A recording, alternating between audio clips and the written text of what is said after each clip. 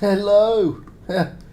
Yeah, sorry I'm a little bit late, doing other things, and time got away from me, as it generally does. How's everybody doing anyway? I'm doing well. Hope everybody else is doing well. All, how many of you? 7 of you. Yay! 7 is better than none. Not as good as 8, but better than none. Oh, there's 8! Yay! That's even better. And for some reason, YouTube is not showing me the chat. So, hi Soviet, hi Monkey, hello Sailing, hello Matt. Excuse me while I clear my throat. As I said, YouTube. Now it's showing me the chat. Just had to do it all over again. The naval guy, how you doing? So, I've got a cat being a pain. Hello cat, stop being a pain. So, how's everybody doing? As I said, hopefully everybody can hear me okay. You can't hear the game, but we're going to go through a few things. Before we get off, let's go into the shop. Now the thing is, so these are like coffee chats, but they're just a little bit different. Well, they're not. They're exactly the same. I've just called them Blitz chat instead of coffee chat. same, but different. The reason being is because I stopped the coffee chats basically because other things got involved, and then people asked me to redo them again, so I'm redoing them. Hence the reason why I rebranded them Blitz chats. That's all it is really, guys, nothing more than that. So let's have a look in the shop, see what's out there, see what's there. Let's have a look at the offers. Oh God, still can't clear my throat. The weather's a bit naffy here at the moment, so you have to excuse me. I know, Galaxy, how dare I be late, but it happened. So we've got the Epic Bundle there for just shy of $100. For those of you thinking AED is United Arab Dirhams, well, it's Arab Emirate Dirhams actually, which is obviously my store because I'm in Dubai, and there's about 3.67 to a dollar. So that equates to about, I don't know, $80 to $90, give or take. So, but you get, what are you getting? Well, you're getting, I'm not going to buy it. You get 20 of those containers, a black box special container, includes gold. You get 42,000 gold, which, to be fair, that's about the price, $100. It's not a bad deal, to be honest. It's pricey, but it's not a bad deal. And then you get a load of boosters on top of that. So there you go. And then you get obviously the American containers. You get all those American tanks are in there. And you get boosters and everything as well. You get a drop chance of 10%, and it was brought in for the 4th of July special, and we're still in July, so Wargaming keep it there for a while. For those people who missed out the first time. I know, amazing, isn't it? Who would have thought that, naval guy? We've then obviously got the battle passes. We've got the extended pass, which is roughly about $20, and then we have the normal premium pass. Now the other battle pass obviously unlocks sort of a shed load of levels, 20 levels, and gives you licenses and stuff, whereas the normal battle pass only just gives you the battle pass. So for $20 you're getting 20 levels unlocked. I don't buy the premium, the extended pass, I just have the normal battle pass, and I'm already up at whatever level it's at. So all you got to do is play the game, guys, and you'll unlock them quicker rather than later. And then we get licenses for just over $2 again, so roughly about $2. And I am doing a stream later this evening, okay, whereby I've got 50 of those licenses to give away. Now look, if you've already got the battle pass, apparently they're not really much use to you as such. So the description's already in there. I'm going to have to change the timing. I had it down for 8 o'clock my time, but I'm going to change that. I'm going to push it 1 hour. That way it gives people on like NA a chance to wake up and sort of get involved as well. So no, it's not a big thing. It's just that, the more people there, the better. The concept wouldn't be is then in the store, and obviously if you've watched certain YouTube videos recently, then it's a trash tank, so don't bother buying it. It's actually not a trash tank, it's a really bloody good tank, and it's going for crates, okay? Now, for 16,000 gold, you can get 12 of those crates. The drop chance, okay, it's going to be pretty big, as you can see. It's a 4% drop chance. So be warned, I am not going to tell you how to spend your cash, but you've only got a 4% drop chance on getting the tank. Okay, and that's whether you pay real cash or you pay gold. Okay, you can also get 3 containers for 4,000 gold. You then got the Dingo, that's in the store, but you have to buy that. It's a great little tank, the little Dingo, the Centurion Mark 5-1. It is a beautiful tank. Okay, it's down in a sort of mid-tier tank, but it's a beautiful little tank. And if you like your mediums and you like your fast-firing mediums, then you could go worse. Then you've got the T77 Cannonball, which for me is way too expensive at 20,000 gold. Admittedly, you get avatars, you get a garage slot, you get all the equipment unlocking, stuff like that. But 20,000 gold for me is just too much for a tier 8. Hey, German Chaos, how you doing? Hey, Chris. Tank Creator, how are you? And Maurice, hello. But again, I'm not here to tell you how to spend your hard-earned gold. For me, I wouldn't get it. And I don't have it in the garage as of yet. So there you go. But again, it's up to you. Now look, one of the selling points of the T77 was the fact it came with ranks. But we're going to discuss that in a moment with some other things, because there's been a new announcement made. So it's up to you guys. If you want to get it, get it. It's not as broken or as OP as everybody makes out. It's a good tank, don't get me wrong, but it is a situational tank, and if you don't have a team around you, then you can find yourself out on a limb very, very quickly, what with its very long reload. Then you have the Unstoppable Onslaught. These are 2 tanks that have done the rounds.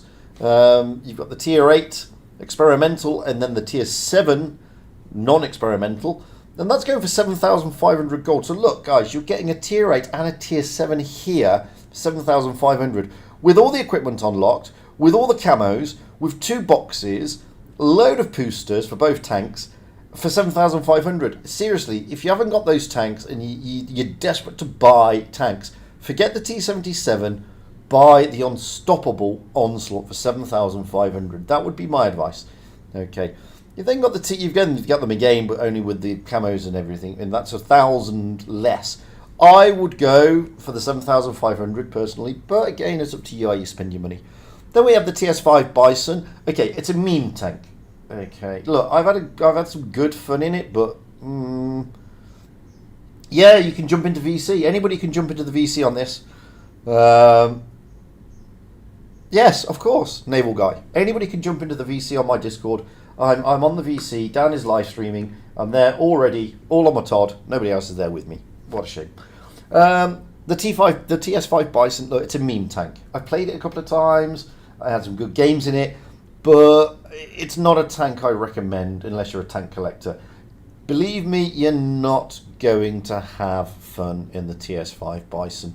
You'll have 1 or 2 good games, and then you'll have a lot more not so good games. It's not a great tank. It really isn't. Okay.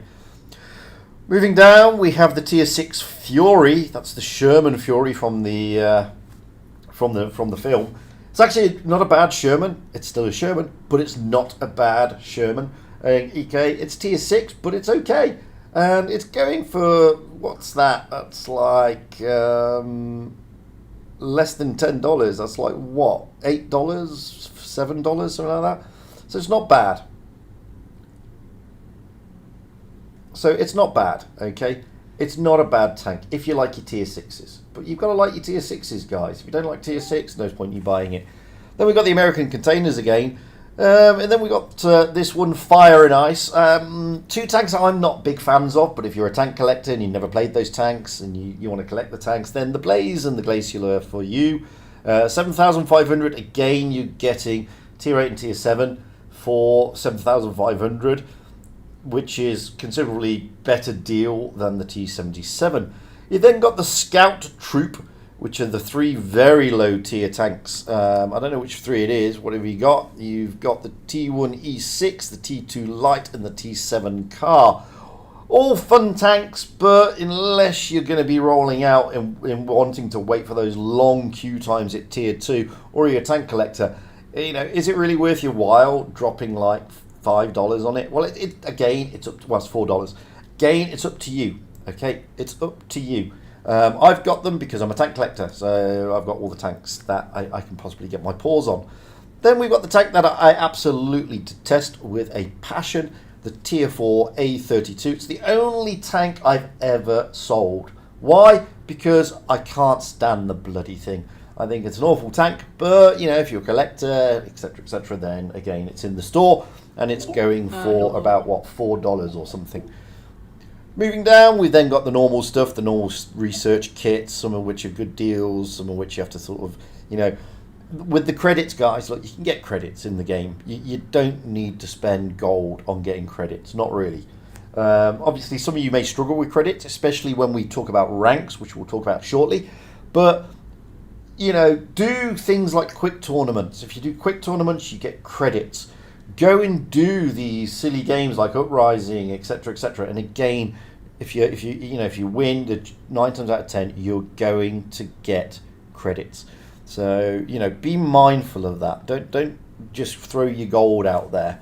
And look for those tanks. If you've already got premium tanks, or you've got 7,500 gold, get those 2 premium tanks, those 2 American premium tanks, spam those, and they'll give you a good return on your credits, believe me. Then you've got the Untold Riches, the normal stuff, and you know, you get 37.5 thousand gold and 15 million credits for about $100. So, you know, be careful of these things, because way up the top, you're not getting credits, admittedly, but here you're getting 42,000 gold for cheaper than 37,000 gold. So again, use your minds, guys. And then we got items for gold. 10 million credits for 15,000 gold, 6 million credits for 10,000 gold, 1.2 million credits for 2.5, blah, blah, blah. Again, you can get credits in the game if you just consider how to get those credits, okay? And again, QTs, there are plenty of quick tournaments out there. Quick tournaments are an easy way to gain credits, believe me. Even if you don't progress past the first stage, the chances are you're gonna get some decent credits. Be that in the 7v7, the 2v2, the 3v3, you'll still get credits, and they're pretty good, you know. So, guys, if you it doesn't matter if you play tournaments or not. Quick tournaments, pretty straightforward, much easier to get credits that way. Or again, jump into one of those premium tanks, and you can do it that way. Then you got the normal stuff, essential stuff, and garage slots. Then we've got the T77 again, the Ts5, the normal stuff that we just looked at, blah blah blah. And you can see the Fire and Alex, the Glacial and the Blaze are going soon, along with they're disappearing soon. Then we got gold. Then we got the esports. So those of you who have gone out there and got the season coins and done all that, okay, you can get the Pershing for 12,888 season coins, or you can get an esports container for 1,500 season coins. I don't think there are any season coins going on now, but if you have got season coins, then that's the way to play them. Then, of course, you got all the premium accounts, which I recommend you get because you get double credits, obviously. And then you got your free containers, as you can see here. You get your boosters, lovely. Then you got your Concept 1Bs again, more Concept 1Bs, more American containers. Got the Collect Them All containers, the camo container, and of course, the container that everybody should be buying and throwing their gold at. Avatar containers. Hello. Hello. Can you hear me? Yes, Hello, I can. So, I'm Vanessa, guys. So, Yeah, cool. to add on what, thank you. So, to add on what you said about the 842, I've heard really bad things about it because it's a terrible tank. It's a terrible tank. That's it. It's essentially what I've heard. It's the 820, but worse. And yeah, it 820 is. It's a pretty trash tank already. It's the gun. So it's the gun on the A32. Oh yeah. So when I was grinding the USSR Tech tree, what I just did for the 820, I just skipped it and moved on to just the rest of the line in general. I hated this tank so much. Yeah, I think I only had. Don't get me wrong, I like the A20. I just hate with a passion the A32. Never liked it, never will like it. I think the gun is trash. The mobility is good. The armor profile is the armor profile. It's just the gun is totally trash. Oh, yeah. So. The gun, yeah, because it's like a derp gun essentially. Absolutely. Yeah. So I just think that since V820 and V832, in my opinion, they're essentially the same tank, but the 820 has the edge with the gun. V820, I haven't really done any good with it. I only have a 25% win rate in it, and I have 4 battles with it. So really, I'm not a big fan of the Russian medium tanks in general, and they've only grinded. Some of the Russian medium tanks are fantastic. Believe me, they really are. That's saying a lot because I've only grinded until T34. Yeah, well, you get that. Well, at least in like 2022, 2021, because before I remember having like the tier 7 rush. I think that's I believe I'll just check, it's the T43. I remember having it on my old account. It was trash, but I remember, I think by now Wargaming did something to it that made it better. So yeah. Received a buff on his DPM. It did, yeah. Right now. DPM buff, right? But just moving away from that a moment, because I want to talk about ranks, because the T77 came out, okay, and its selling point was ranks. Now, yesterday, Wargaming put ranks on a shed load of other tanks, all at tier 8. And just for my own sanity, and to do a bit of an experiment, I jumped into a couple of those tanks. I didn't play any of them, and I looked at the ranks. Now, in the garage, at the moment, you can see the Action X. That's the Action X, and it's one of the tanks that got ranks. So I ranked it up, okay? And it cost me to rank it up about 1.5 million credits to get to rank 19. I hadn't played. That's just to get to rank 19, okay? On top of that, you see these 3 things underneath, okay? This here destroys, okay? That's going to cost you XP to get that. And I can't remember how much XP I spent. I'll jump into the Chieftain and I'll show you, because we'll do it that way, because I've got a bit of XP. But it cost me 1.5 million credits to get to rank 19. Now, it says here promo rank. Now, to get past rank 10, you need to have X amount of third classes. So if I click on promo rank, the I, past rank 10, you need 15 third classes. To get to rank 20, you need 15 second classes. So automatically, you must have played the game you must have played the tank a minimum of 30 times. A minimum. And you must have done either a third class or a second class just to get to rank 20. To get to rank 30, you need 12 first classes. On top of the 15 thirds and on top of the 15 twos, you then need 12 first classes. Okay? And then to get to rank 40, 3 masteries. And then to get to rank 50, 7 masteries. Now, I'm only at rank 19. You can see I've only got 6 second classes because I don't play tier 8 that often, to be perfectly honest with you, anymore. Now, it's cost me 1.5 million to get there, okay? It's going to cost me an absolute shed load in credits to get to rank 50. Not only that, I'm also going to have to spam this tank massively to get all those third, second, first classes. Now, look, people have said it's not skill-based. Well, I agree, and I also disagree, okay? Because to get those medals, you need a bit of skill, obviously. To get 3 masteries in a tank, you need skill. To get 7 masteries in a tank, you certainly need skill. But, and here's the kicker, but you've still got to pay credits for this. Okay, and it's going to be expensive, guys. So, because they go up, and I'll show you how much they go up in a moment. Now, I don't necessarily think this is a bad thing. because it's getting players to sit in their tanks a lot more to an extent. If they really want the ranks, then they've got to play that tank a lot. Okay, so that I don't necessarily have a problem with. Nobody's forced to rank up on their tanks, to be honest with you. It's up to you. If you want to upgrade your ranks and want to go down this rank structure, completely up to you. However, it doesn't bring you anything, okay? You don't get additional skills. You don't get additional credits. You don't get anything in the game. Excuse me. All you're getting is bragging rights. That's all you get. Nothing else. Reach. You know, it's a case of look how big my penis is in this tank.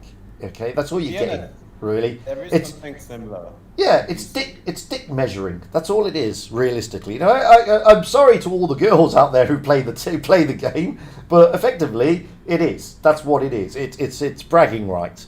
Now, it's up to you. I mean, I know players like shiny things, especially new players. That's fine. Nobody's forcing anybody to get this. Nobody's saying that you must rank up your tanks. And I don't necessarily think it's a bad thing. But I wanted you to be fully aware of what all these ranking things are. So what I'm going to do, I'm going to drop down. I'm going to drop into, I think, the T34. So, no, shall we do the yeah, let's have a look at the T34. So here's the T34. And as you can see, the T34, both this one and the Independents now come with ranks. So, I'm going to open the ranks up. It's going to cost me 50,000 to raise a rank. So let's drop it. And boom. There we go, 50,000. Let's drop it again. And you'll see how much it costs. So it goes up every rank.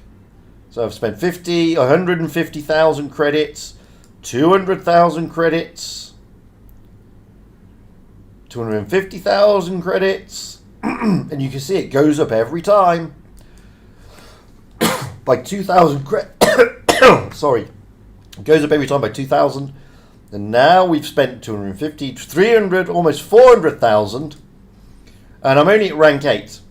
And you can see I've already, you know, I'm dropping down to, I'm going to spend $1 million to get to rank 10 at this rate. So I'm only at rank 9 now. And for me to progress, it's going to cost me 61,000 credits. So let's raise the rank. I'm at rank 10, 61,000 credits. That cost me another 40-odd thousand to get that. And now it's 65,000 credits. And already I'm getting close to that $1 million. Okay? I'm going to carry on going until we get to as high as we can get. You can see how many credits I'm spending here. You know, you can see that there's a lot of credits coming out. Now I've dropped below. I've spent $1 million. And I'm only at rank 15. So I'm going to spend close to $1.5 million here to get all the way up. And now it's costing me 94,000 credits now at rank 17.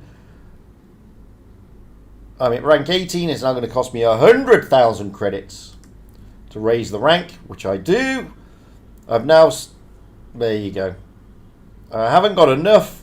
So I haven't got enough second classes because I haven't played the tank that much. So I'm going to hold it there. Now I can unlock these. So how much? 12,000 XP for what? So I'm going to unlock it. It gets me nothing. Now another one. 17,000 XP. Wow, what have I got? Nothing. Not really. I've just unlocked them. 33,000 XP. I'll unlock it. Wow. Now, these go up in levels as well, but they cost XP. This is not going to be cheap, guys. Not in the slightest. Now, look, I'm not telling anybody how they should play their game, etc., or what they should do or how they should do it. All I'm here to show you is what it all works like in real life. Okay, so be mindful of this. It's gonna cost. That's cost me 1.5 million credits to get to rank 19. And that's not even all the way, that's not even halfway. Because halfway is obviously 25. So I've got another 6 to go. Which now means I've got to play that tank. And I've got to play that tank a minimum of 11 times. And I've got to hope and pray, even just to unlock level 20, that I get at least a second class the next 11 times I play it. So be mindful of this, guys. Really, seriously, it's not as straightforward as people have made it out. And it's not as easy as people think. It's not just throwing credits at it. There is a skill factor involved here. You've got to get those mastery badges, either aces, first classes, second classes, or third classes. Without those, you're throwing your credits away. And it's gonna take you a lot of games to unlock these tanks. Okay? If you really want to go that way. And if you're looking at, it cost me 1.5 just to get to level 20. To get to level 50, I think it's going to cost you somewhere in the region of, say, 7 to 10 million credits. That's a lot of credits. That's per tank. Per tank. So be mindful of that. Now, some of you out there have got hundreds of millions of credits. I mean, I used to have 100 million credits, but I spent them on various bits and bobs. But it's up to you. Okay, it's up to you. I'm not telling you how you play your game. I'm telling you how you should. If you think credits is a good thing, fair play. I'm not gonna criticize you. I'm not gonna sit here and say, you know, you're wrong. It's a bad thing. It's terrible for the game, because it's not terrible for the game. It brings nothing to the game other than bragging rights. But I wanted you to be fully aware of how this ranking system really works, because it's a lot more in depth than initially thought. Okay, I mean, so yeah, sorry. Cool, Future. It's pretty cool, Future. But the only thing that I have with it is that it's in comparison to the PC, because the PC also has a ranking system. PC is just miles better than that. Oh, really? Not only do you get, because that PC, you can't unlock it with credits. It doesn't work. You have no option. It's right. based on skill and how your performance is in game. Plus, you get chevrons on your tank, so your tank can show how good you are. So like, X amount of XP and performance gets you 1 chevron, etc., etc. So it's basically like little badges on your tank. Think of them like as medals, And well, it is bragging rights on PC, but on top of that, you have like something flashy on your tank. It literally shows the performance, and it's very hard to get the chevrons. But this is not on your tank. This is in your garage. Don't get me wrong. It's next to your name when you roll out, which is okay. It's next to your name when you roll out, so people can see you, which means people can see you and then focus you. Because that's what. Oh, it's drawing attention to yourself. Absolutely. In comparison to the PC one, though, it's still worse. I'll just say. But at least in the PC version, you get the title, because in Blitz you just get the rank, and you get nothing in return. You just get a rank, no profit. Yeah, you lose. Well, this is I mean, here you're not getting anything in return at all. It's not gonna give you preferential treatment anywhere. It brings nothing to the game at all, other than the fact that, you can roll out and say, "Look at me! I'm at rank 19 in my Action X. All kneel and pray to me because I am a superstar with too much credits on my hands to spend them anywhere else, because I don't need to buy ammunition anymore, so I've clearly got spare credits." So that's what it's going to be, isn't it? And one of the things I foresee is you roll out in a tank, okay, on a battlefield. You're going to have somebody with, I don't know, rank 19, and they're going to die, and they're going to go, "How dare you let me die? I am rank 19 in this tank." gave me the satisfaction. Like that would have a very severe case of a superiority complex. There will be a lot of that. Effalump, you're right. I suppose it did give the satisfaction of spending credits. Yeah. As you said earlier, this thing is completely optional. So Yeah, it is. So even if you get nothing in return, it's optional. Like Totally. no one's stopping you. Yeah, no one's stopping you from doing it or not. No. So it's yeah. Yeah, you're not forced into doing this. Those of you who are interested, the tanks that now have this are obviously the T77. You have the VK4502A. They're all at tier 8. Carnarvon, the Action X, the Chieftain, the T26E5, the T34 Independence, the T54E2, and the T34. All of them are at tier 8. So they are being unlocked on other tanks. It's not just the T77. So those of you who are intending to spend 20,000 gold to get the T77 to unlock the ranks, you don't need to. To be honest, save your gold because you're going to need it to convert to credits to buy the ranks.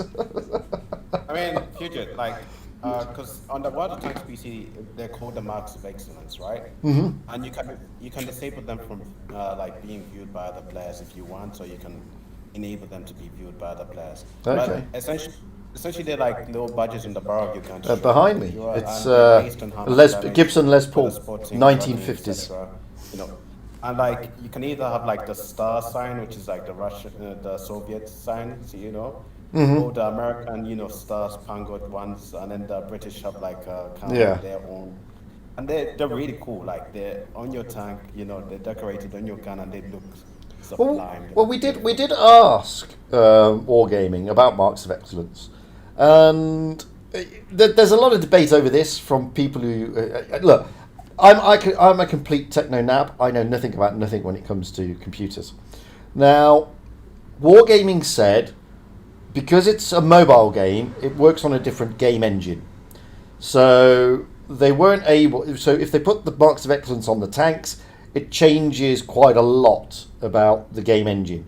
Now, others have come back and said that's complete bullshit because we've got camos that all light up and everything. But apparently, the rank is missing right now as well.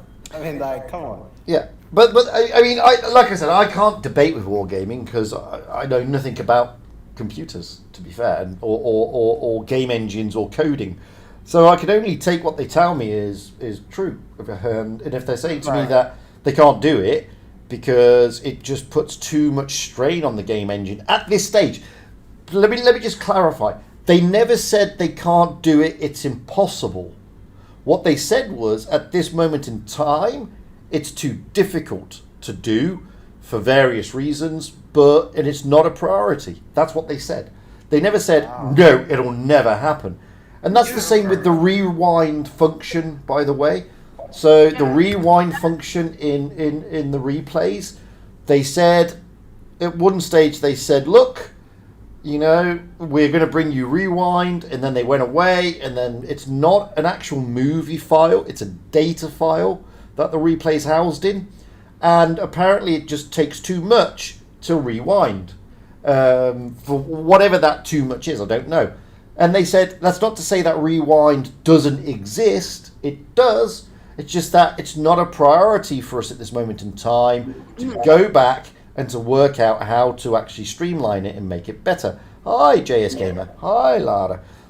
I mean, to be honest, about the whole, I forgot what you call it, but the one...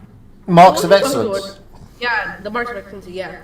That one, I'm not surprised that Wargaming hasn't put it in its priority list. And they haven't said it wasn't possible or anything. No. They just, it's not in their list because first off, it's really quite hard to do it because unlike Wargaming Tanks PC, on Blitz it's cross-platform because you have it on mobile and on computers, desktop, stuff like that. So really, it is quite hard to put it in. It's not really. Well, also PC, Wargaming Tanks PC is also cross-platform itself as well. You can play it on the PlayStation as well. Yeah, but my understanding from Wargaming, just to interrupt, my understanding from Wargaming is that when they tinker with the game engine for Blitz, it's in line with the parameters sent to them by the manufacturers of like iOS, Android, etc. Yeah, so it's got to be compatible with those platforms. So when they design the game engine for Blitz, they're not focused on the PC side. They're focused on the iOS and Android side. Yeah. And it just so happens that because it's not such a massive game engine, it can also be played on PC. Whereas PC is specifically designed for Windows or Mac, and that's it. You're right. There is the console platform. But again, I've played the PS4 version. It's not strictly the same as World of Tanks PC. But you are right, there is a cross-platform. And my understanding is there are now 3 elements to World of Tanks. And I was talking to World of Tanks representatives, Wargaming representatives at Tankfest about this. Whereby I said, look, wouldn't it be better for you guys to just say, look, we just have one product, World of Tanks. And that product comes onto multiple platforms. PC, World of Tanks PC, World of Tanks console, and World of Tanks Blitz, which is both PC and obviously mobile, tablet, whatever you want to call it. Now that's something they're looking at. Apparently, I don't know, but because they've got now a World of Tanks console area. So who knows what things they're looking at going forward. But the understanding I got from them was that they are looking to have better communication between PC, Blitz, and console in the way that the game sort of moves forward. Now, we're never going to get in Blitz the graphics to the level that you get in PC. But what we do have at the moment is some pretty funky graphics. And if you notice, it's taking a lot. Some of those older, if you've got those older devices, then it's not as straightforward now for you to see these high-level graphics in HD. And it does struggle. So, yeah. So it is going in a good direction to an extent. I guess it does make sense, like they have to follow the guidelines set by iOS. It's like you can't exactly make the game. Because I remember Apple and iOS, they have like certain configurations in terms of like how big the files can be, etc. etc. Because they're limited in that regard. Unlike PC, console, they don't really. Well, this is the thing. I mean, some of the people who are involved with interaction with wargaming from the content creator and or official CC side, some of those guys play PC. They don't play touch. Okay, some of them are sort of dabble in touch, but some of them don't. And what they do, they don't understand, because they're playing primarily on a PC, why wargaming's hands are tied here. Because on a PC you should be able to. No. It's not about the PC. It's about iOS and Android. Yeah. Because that's the whole aspect of Blitz. You can play it on mobile. Yeah. And that's how it's meant to be, though. So those people who sort of primarily play on PC or use a PC to play Blitz, yeah, you're playing a mobile game, a game that's developed for mobile, for specific devices on a PC. The PC can take it, but doesn't necessarily mean the mobile device can take it. Therein lies your problem. So the marks of excellence may be a very simple thing to do if the game was just geared towards PC, but it's not. It's geared towards Android and iOS, and that does make a difference. So that's what it is. Let's take some questions instead. Let me play some replays while we do that. So play replays in the background. This is Search for Spock, or Wrath of Ron, from his point of view in my stream the other day, where I think he gets to pummel me. I can't remember. I have a question. Yeah. So, would you recommend isn't that the T77 in any way? Because Me personally, Not for the price. That's the problem for me. Yeah. Look. 25 gold is too much. It costs as much as a tier 10 premium. No. Yeah. I mean, I can't, in good conscience, recommend anybody buying the T77 for 20,000 gold. It's a tier 8 tank.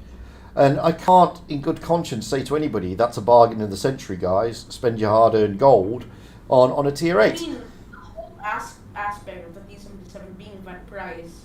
It's not OP. Ranked. No, it's new and it's ranked. It's not OP. It's not broken. Okay, it's a nice tank to play. Don't misunderstand me, but it's a very, very situational tank. If you don't have a team with you, you're gonna get absolutely annihilated by an annihilator generally, because you'll face those. Yeah. It's really fun to play. You have to admit that. Oh, we do. That's why I said it's a nice tank. It's not a shabby tank, but it's not broken and it's not OP. And you know, if it comes round again for a more reasonable price, I mean, like I said, there's a tier 8 and a tier 7 currently sat in the garage for 7,500. If it comes round again for a reasonable price, then yeah, I'll snap it up because I enjoyed playing it. To be honest. I mean, really, the reason why I asked was I was planning to buy tanks like that in the future, like at a lower price, definitely. Because as of right now, I'm still rather new to Blitz. I don't play that much really. I only play a few. Well, my advice to any newer player: don't be dazzled by the shiny promos that Wargaming issue. All these tanks, they come around again and again and again. I mean, I remember everybody was sort of breaking their backs to get a T22. The T22 will never come around again. It was in the garage recently for I can't remember how much. So you can get it. I'm not really I'm not breaking my back in any way. I'm just saying that. No, I get that. I'm just saying, don't be so eager to look at the T77. It's not a broken tank in any stretch of the imagination. It's not bringing you. It's bringing you something that you don't really have in the tier. Well, you kind of do in the T69. If you like the T69 and you're flush enough to spend 20,000 gold, then by all means, fill your boots.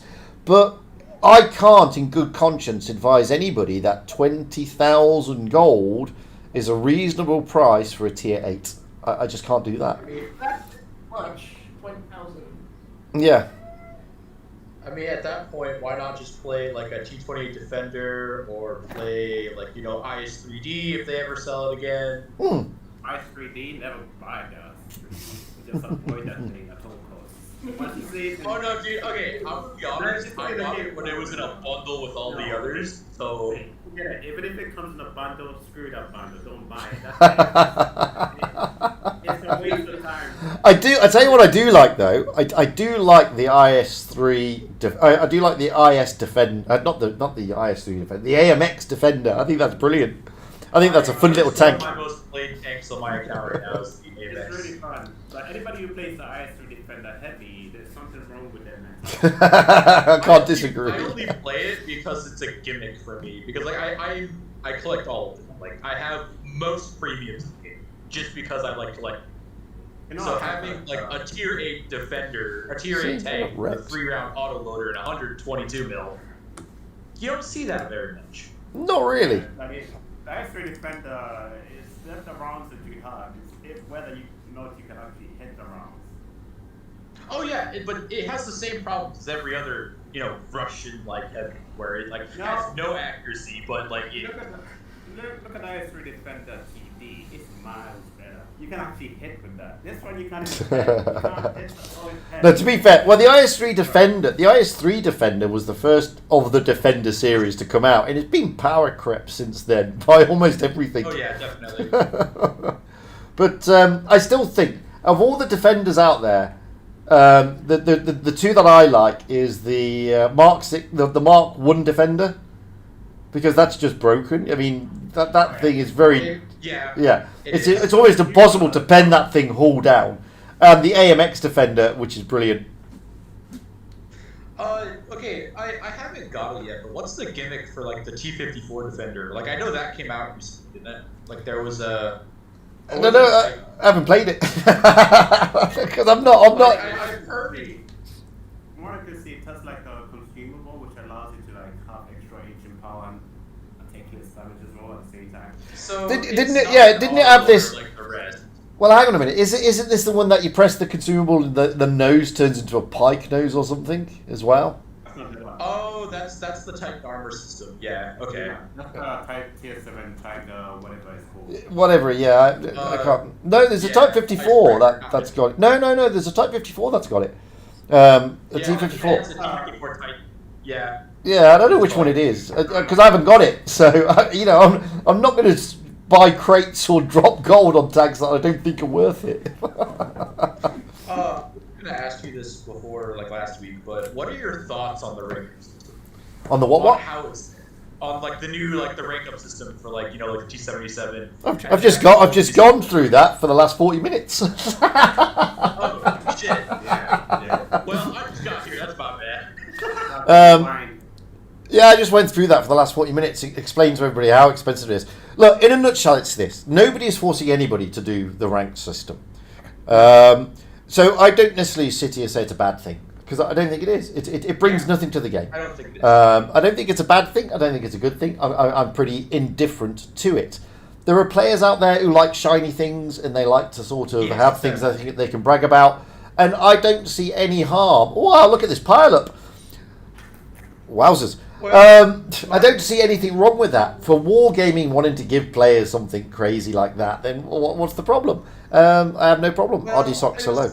I was thinking in more contrast to like the PC version where you have the 3-mark system. Again, I mean, Yoda mentioned this. Yeah, Yoda mentioned this, and I have to fully admit I don't play PC, so the only difference between the rank system and 3-marking is that 3-marking is solely based on performance. You don't dump money into it. Once you met the condition to get a star, it automatically is a star. Okay. And instead of it being like a little thing for your name, it's an actual decal for your tank. Like it shows a star on the barrel of the tank. So like if you see a guy in the wild playing the game, you don't have to look at their name and be like, oh, he's ranked yada yada yada. You look at his tank and you're like, oh, he has 3 stars, so he's 3-marked his tank. He's obviously a very good player. Yeah. Well, you're not going to get that with this.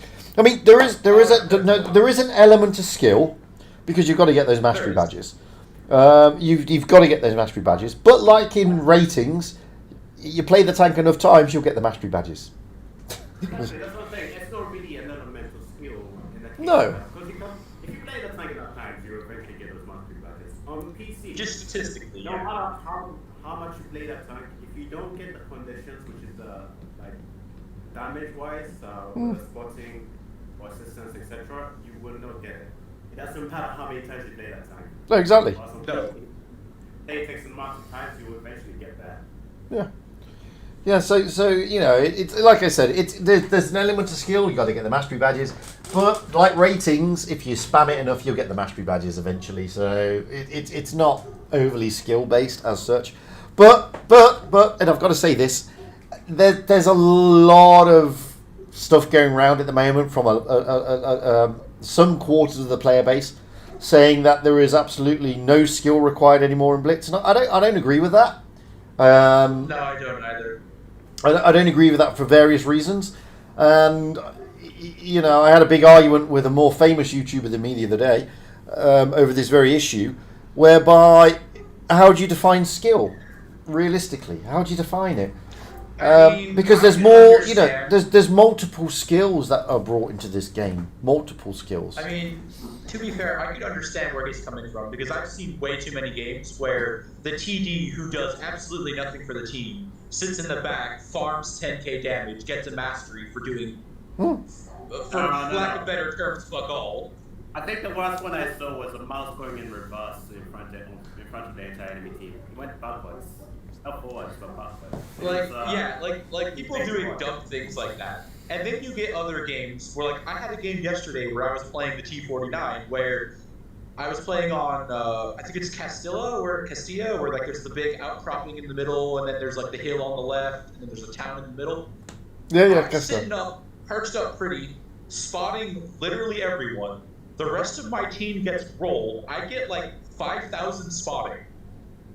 Wow. And I lose because I had like 8,000 combined. And I get a match 3 for that game.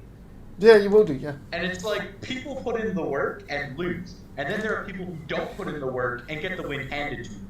No, don't get me wrong. I'm not saying that there are bad players out there, because there are. Oh, no, there are truly bad players out there.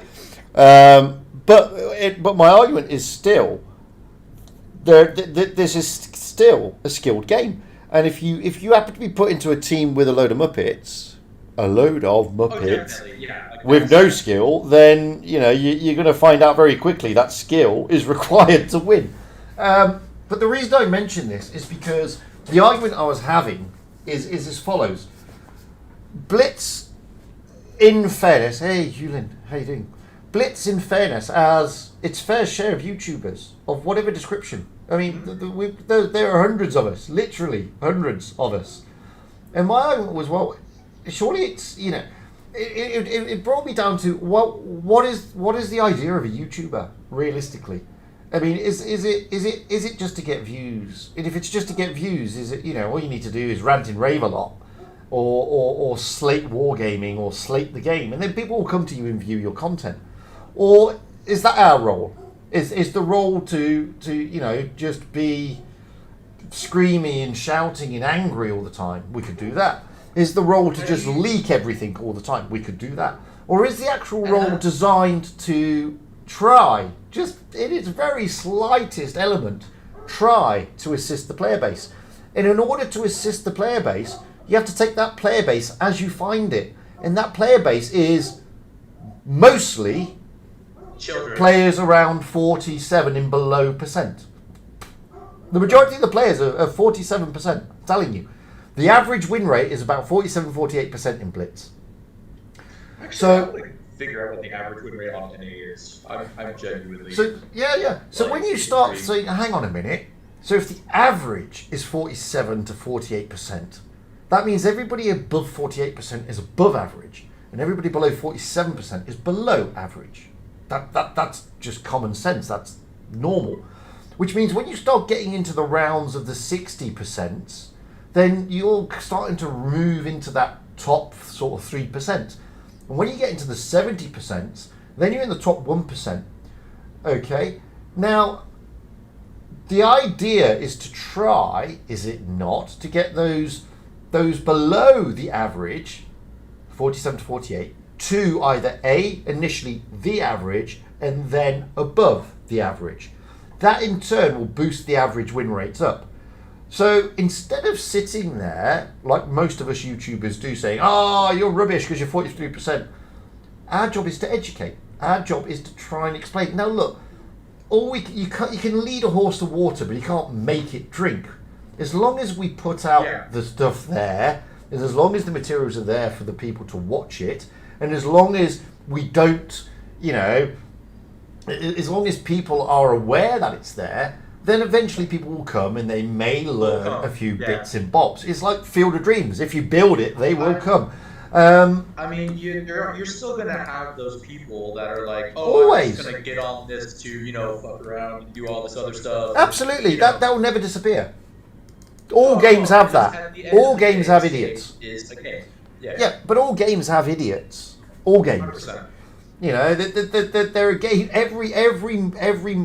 Every sort of internet-based game, or whatever they're called, multiplayer games, you are going to have your fair share of utter trolls who are just there.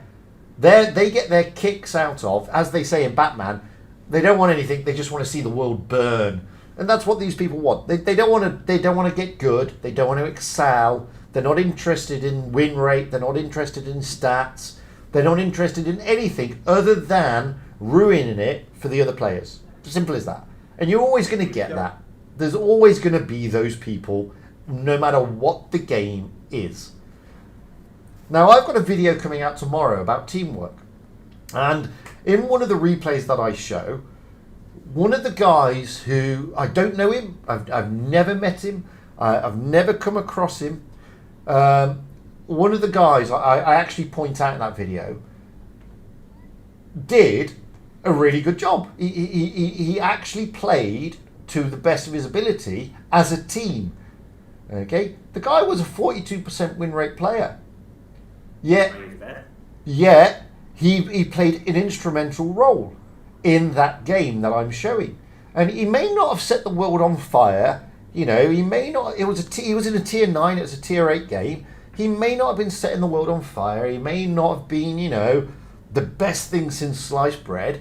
But I tell you what, he did more in that game, in the impact that he did, than the 57% win rate player with over 60,000 battles that I show in the second replay. And that is what my point is.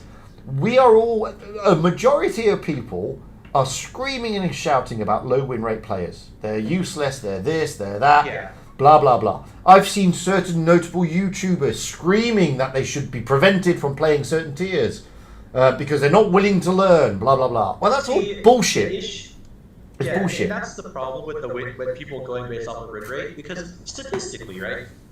After a certain number of battles, it is physically impossible and improbable to raise your win rate by any substantial amount.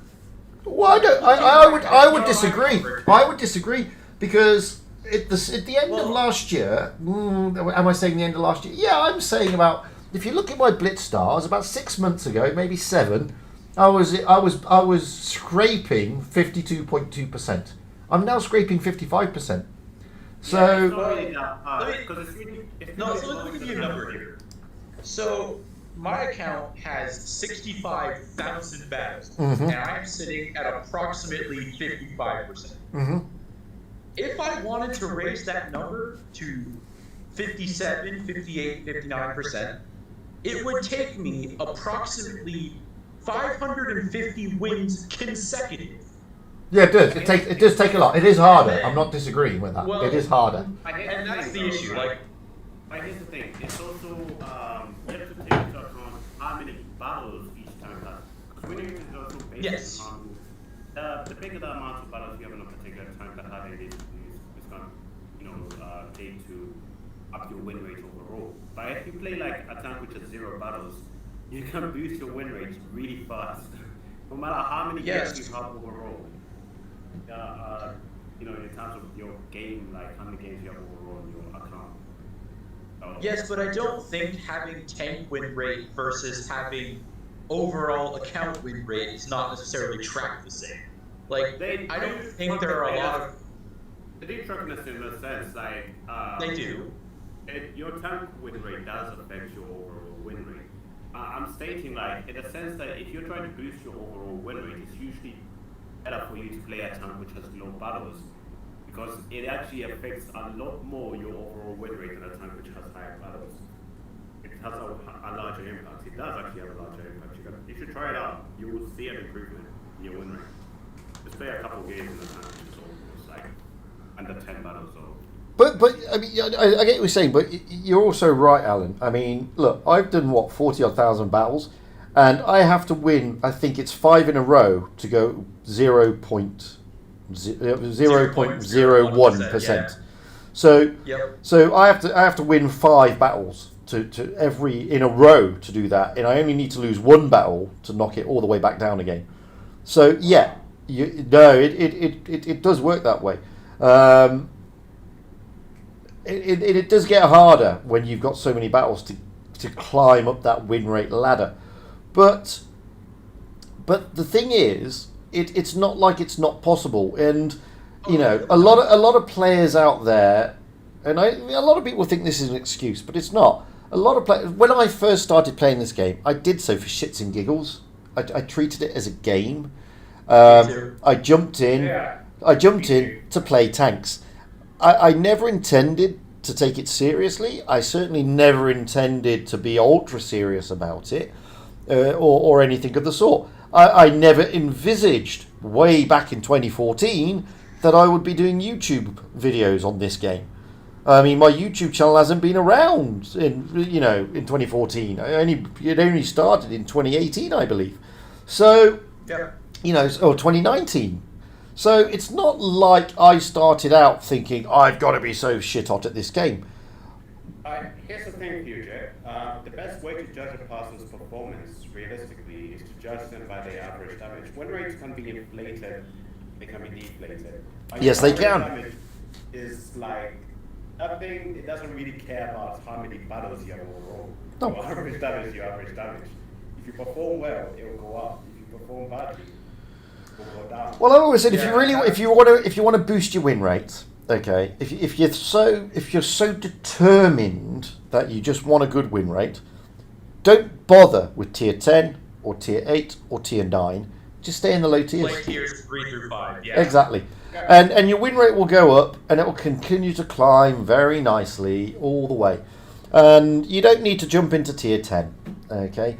And I also say in the video tomorrow, there's another dismount, and you mentioned it just there, Yoda, about, look at the average damage.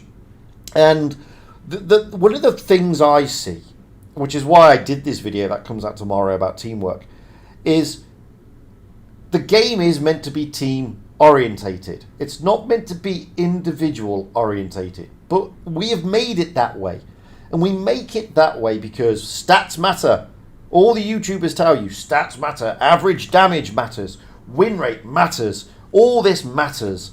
Therefore, you get players who are absolutely petrified to damage their stats. Seriously, they're petrified. The reason you get these new players camping at the back, they don't want to die. They don't want their damage to go down. They don't want their win rate to go down. That's because that's what they've been told. And the irony is, if you play as a team, you've got more chance of winning. Because what's the point of having it? Well, my issue is this. Just rounding up. What is the point of having a 2,000 average damage? What's the point if you've got a 40% win rate? Because you can get a 2,000 average damage, just sit at the back every game and farm in a TD.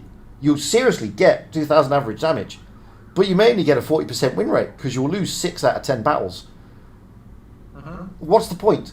And it's the same as the other way. What's the point of having a 65% win rate if all you've done is 25,000 battles in tier 3 playing a Keniotsu? There's no point.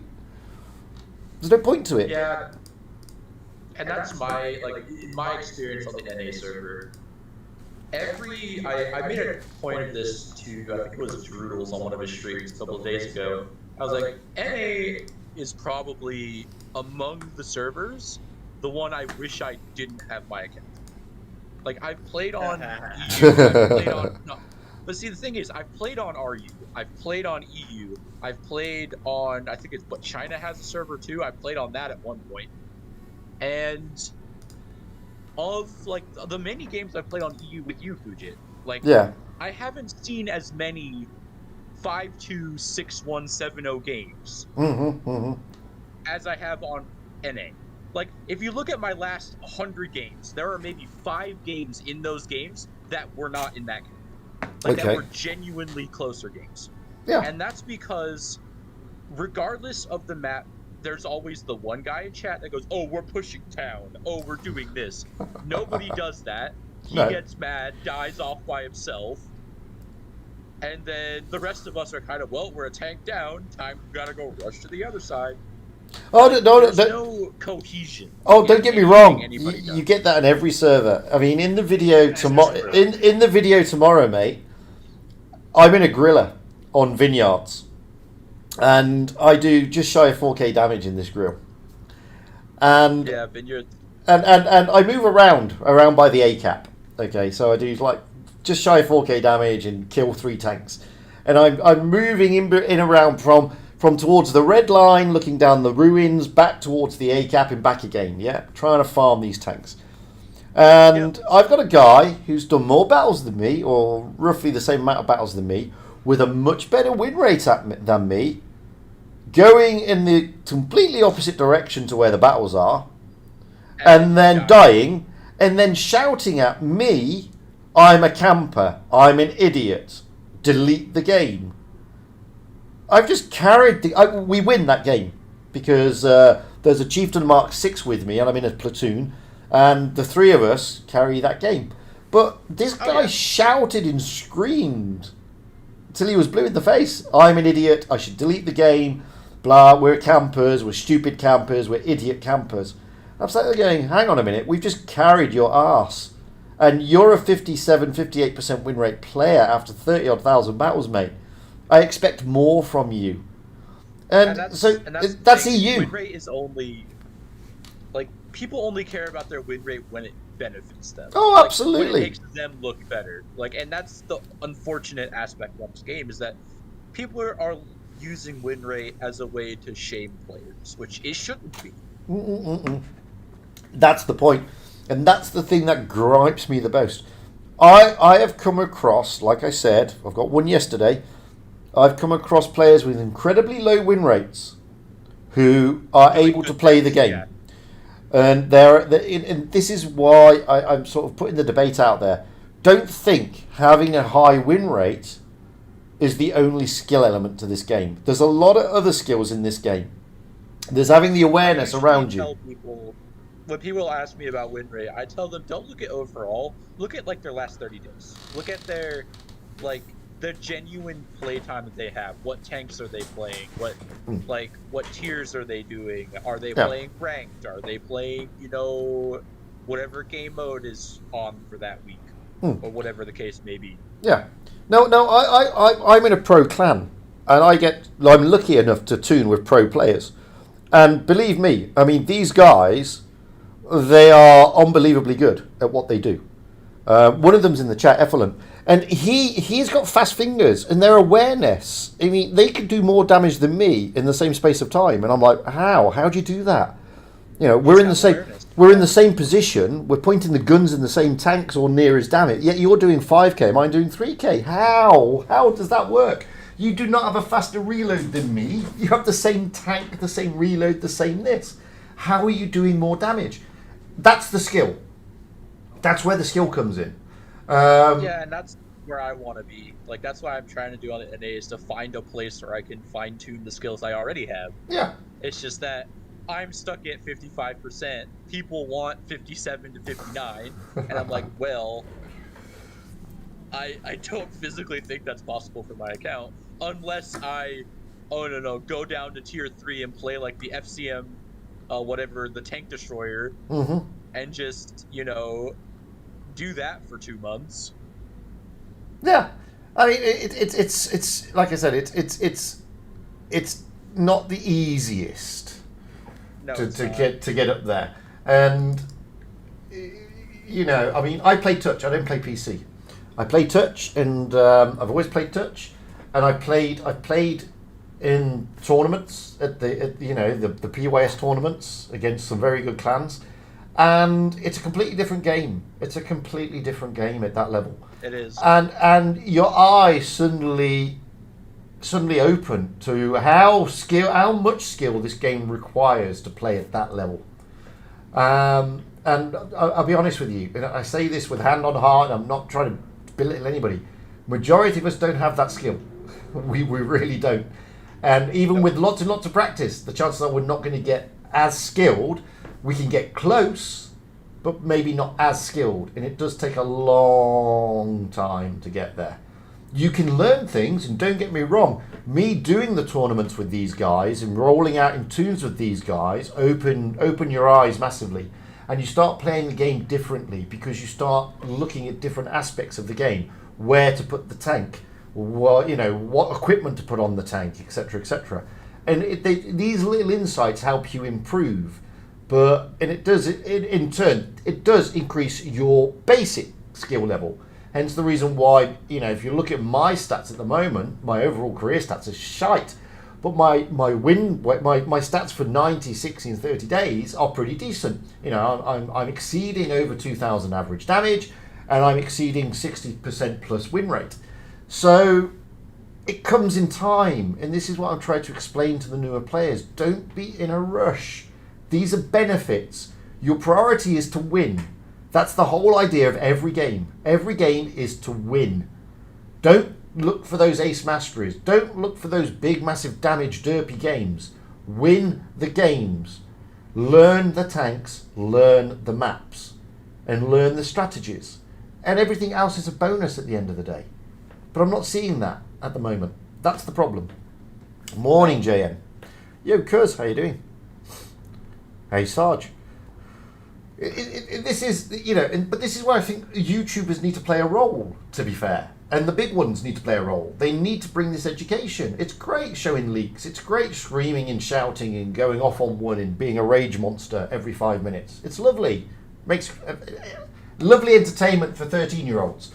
But if you really have got a problem with the player base, where you're going out and saying the teams are terrible, the teams are so bad, I don't want to play, then do something about it. You're a YouTuber. Put your money where your mouth is. Yep. Say, look, I'm a YouTuber, the teams are shocking, and this is what we need to do. I'm not going to sit here and rip into the team. I'm going to sit here and tell you what the team did wrong. Not what I did right, what the team did wrong. And I'm going to educate. I'm going to tell them what they should have done and how they should have done it and why they should have done it. Blah, blah, blah. We don't do that. Not really. No. Not really. Team trouble high. But the problem is, I mean, you have to appreciate, I don't earn from this. It's not a business for me. I do this because of 3 reasons. 1, I want to try and help. 2, it's my hobby. I enjoy doing it. And 3, I love this is the only game I play and I love being involved in the game, so to speak.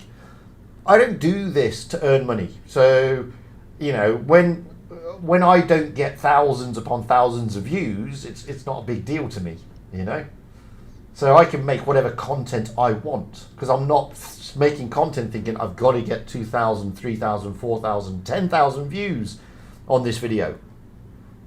Whereas some YouTubers have no choice. They have to do their videos with an aim of getting lots of views. And therein lies one of the problems. Anyway. Any other questions?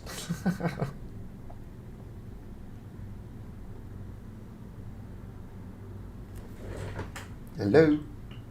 Where's everybody gone? I'm just Oh, they're still there. at the moment. Oh, okay, just playing a game at the moment. So, yeah, I mean, it's just, well, I mean,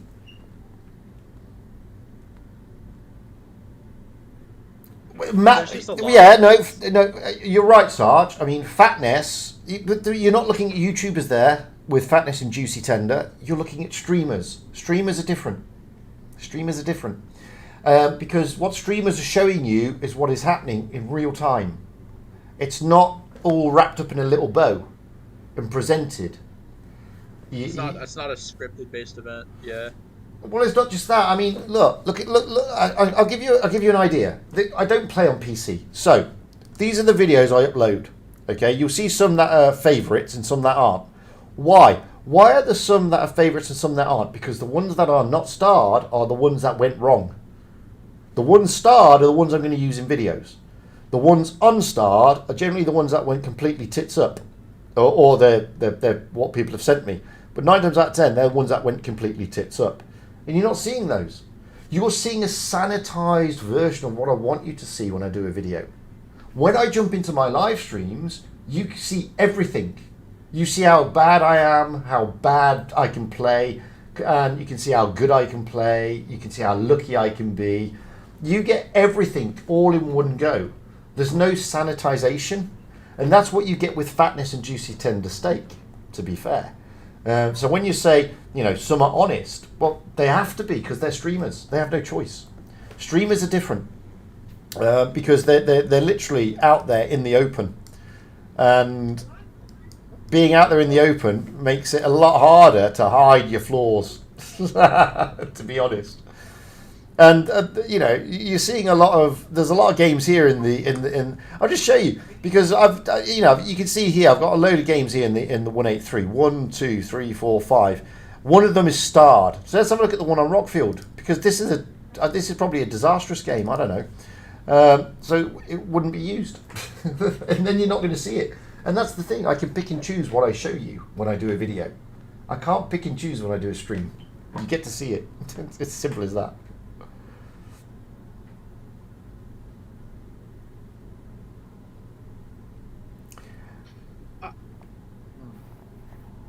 Go on. Somebody was going to say something. This came to mind yesterday. So I was watching. Well, this is for Tank PC, but it can apply here. there's Quickie Baby is, right? I know Quickie Baby, yeah. So he does a video once every few months. He does a masterclass on a vehicle. Okay. He takes a tank, Squabani. goes in on statistics and possible equipment loadouts, ammunition loadouts, all kinds of stuff. Mm-hmm. And then he shows a couple of okay, this is where you should try if you want to boost your win rate in this tank. Yeah. This is what you should try to do with it, and do things like that. Or he does a street, or he does a tech tree showcase where he goes all the way up the tech tree and does. Would you consider doing any of that in terms of helping the community, or would that be? I would, but I wouldn't do a tech tree showcase, and the reason I wouldn't do that is because I already have 2 fantastic players doing that in the form of Every Good Name Is Taken, who does it on Twitch or used to do it, and Fatness, who does it on YouTube. And I would rather people watch those 2 because they're 2 fantastic players. I mean, Fatness is truly an amazing player, and so is Every Good Name Is Taken on PC. Now, if I were to do a tech tree showcase, then all I'm showing you is how an average nab like me can play some tanks. An average, Yeah. Now, when they show you a tech tree showcase, they show you what the tanks really can do. As opposed to me, who will say to you, this is how an average player will play it. This is why I do videos. I'll do videos to do the basics. So I've got one coming out today on the basics on playing a heavy tank. In other words, don't do what half the team does and flank off in the opposite direction or sit at the back in an E100. That I can do. That is experience more than skill. Whereas Tech Tree Showcase is more skill based. So I'd rather leave that to the likes of Fatness, to be honest. Yeah, that is very true, Jay. JN's just asked, honestly, what is it with the all too common rush to the buildings I see on all the servers? It's I don't know. It's the honest answer. Now look, there are suggestions out there. I know Wargaming issued a video about Middleburg, saying go to the town. No. Allegedly, I don't know. I haven't seen that video myself. I've seen the video, and essentially all it says is if you're more heavies, push town. If you're more mediums, push top. If you're Which is true. TDs, then just die. Yeah, no, that's not bad advice though, because if you are all heavy, well, what's the point of pushing at the top? Because it's going to take you eternity from your spawn, and it just doesn't help the scenario where people are more heavies than everything else, and they're still pushing up top and taking 5 minutes to get there. But as I said to somebody again more famous than me, Wargaming have to give a generic advice that covers all the servers. Okay, it's generic. It's not specific. It's up to the YouTubers to be specific. So generically, they say, look, here's Normandy. If you're in a really quick light tank, get on the beach and flank round, because that's a good idea. It's not a bad strat, to be honest with you. But that's generic. The specific is, if you're in a light tank and they've got no TDs and they've only got all heavies, there's no point you going to the beach, because you're not going to catch anything by surprise, because they're all going to go up towards the C and the D cap or the middle area, and you're just going to absolutely be useless and spot nothing. But that's more specific, and that's the idea of the YouTuber. The YouTuber is to fill in the gaps, I think. My favorite bit of advice that anyone has ever gave me in this game is whether you're playing a TD, a heavy, or a TD, a heavy, or medium, always push your vision where you think your vision would matter most. Like, if you're a heavy, just slowly push the front line. If you're a medium, try and spot for the heavies. If you're a light tank, try and spot for everyone else, but don't stick your nose out too far. Yeah. I mean, this is the thing. One of my biggest complaints about new players, and players in general, is not knowing the role that the tank is meant to function in. And that comes around from various reasons. If we look at it as an overall picture, I would say that a minority and a small minority aren't interested in the game in that respect. They don't care. They just want to play tanks because they've got 5 minutes before their next meeting or their next lesson or their next whatever. They just want to have a quick bit of fun because it's a mobile game and you can play it wherever. That's my very, very small minority of the player base. The smallest minority are the trolls who just jump in to piss everybody off. Sorry, I had one. You've then got the biggest part of the player base, I think, which is those who enjoy the game for what it is. They're not seeking to be pros, but they don't want to be the worst. They're seeking to advance through the stages and get to the big tanks because they just want to smack people and blow shit up, which is the vast majority of the player base. They're not overly interested in their stats. If their stats happen to be good along the way, then nice. But they're just interested in getting the tanks and then playing the game, not because they've got a 5 minute spare, but because they enjoy rolling out and blowing shit up. Simple. And then you have the next part of the player base who are slightly like that majority, but they're a little bit more serious. They haven't got amazingly the best skills, but they want to improve. They want to be good. They want to know how to improve and how to get better. And they invest a lot of time and effort in trying to improve. And it doesn't come quickly for these who don't have that natural skill with them.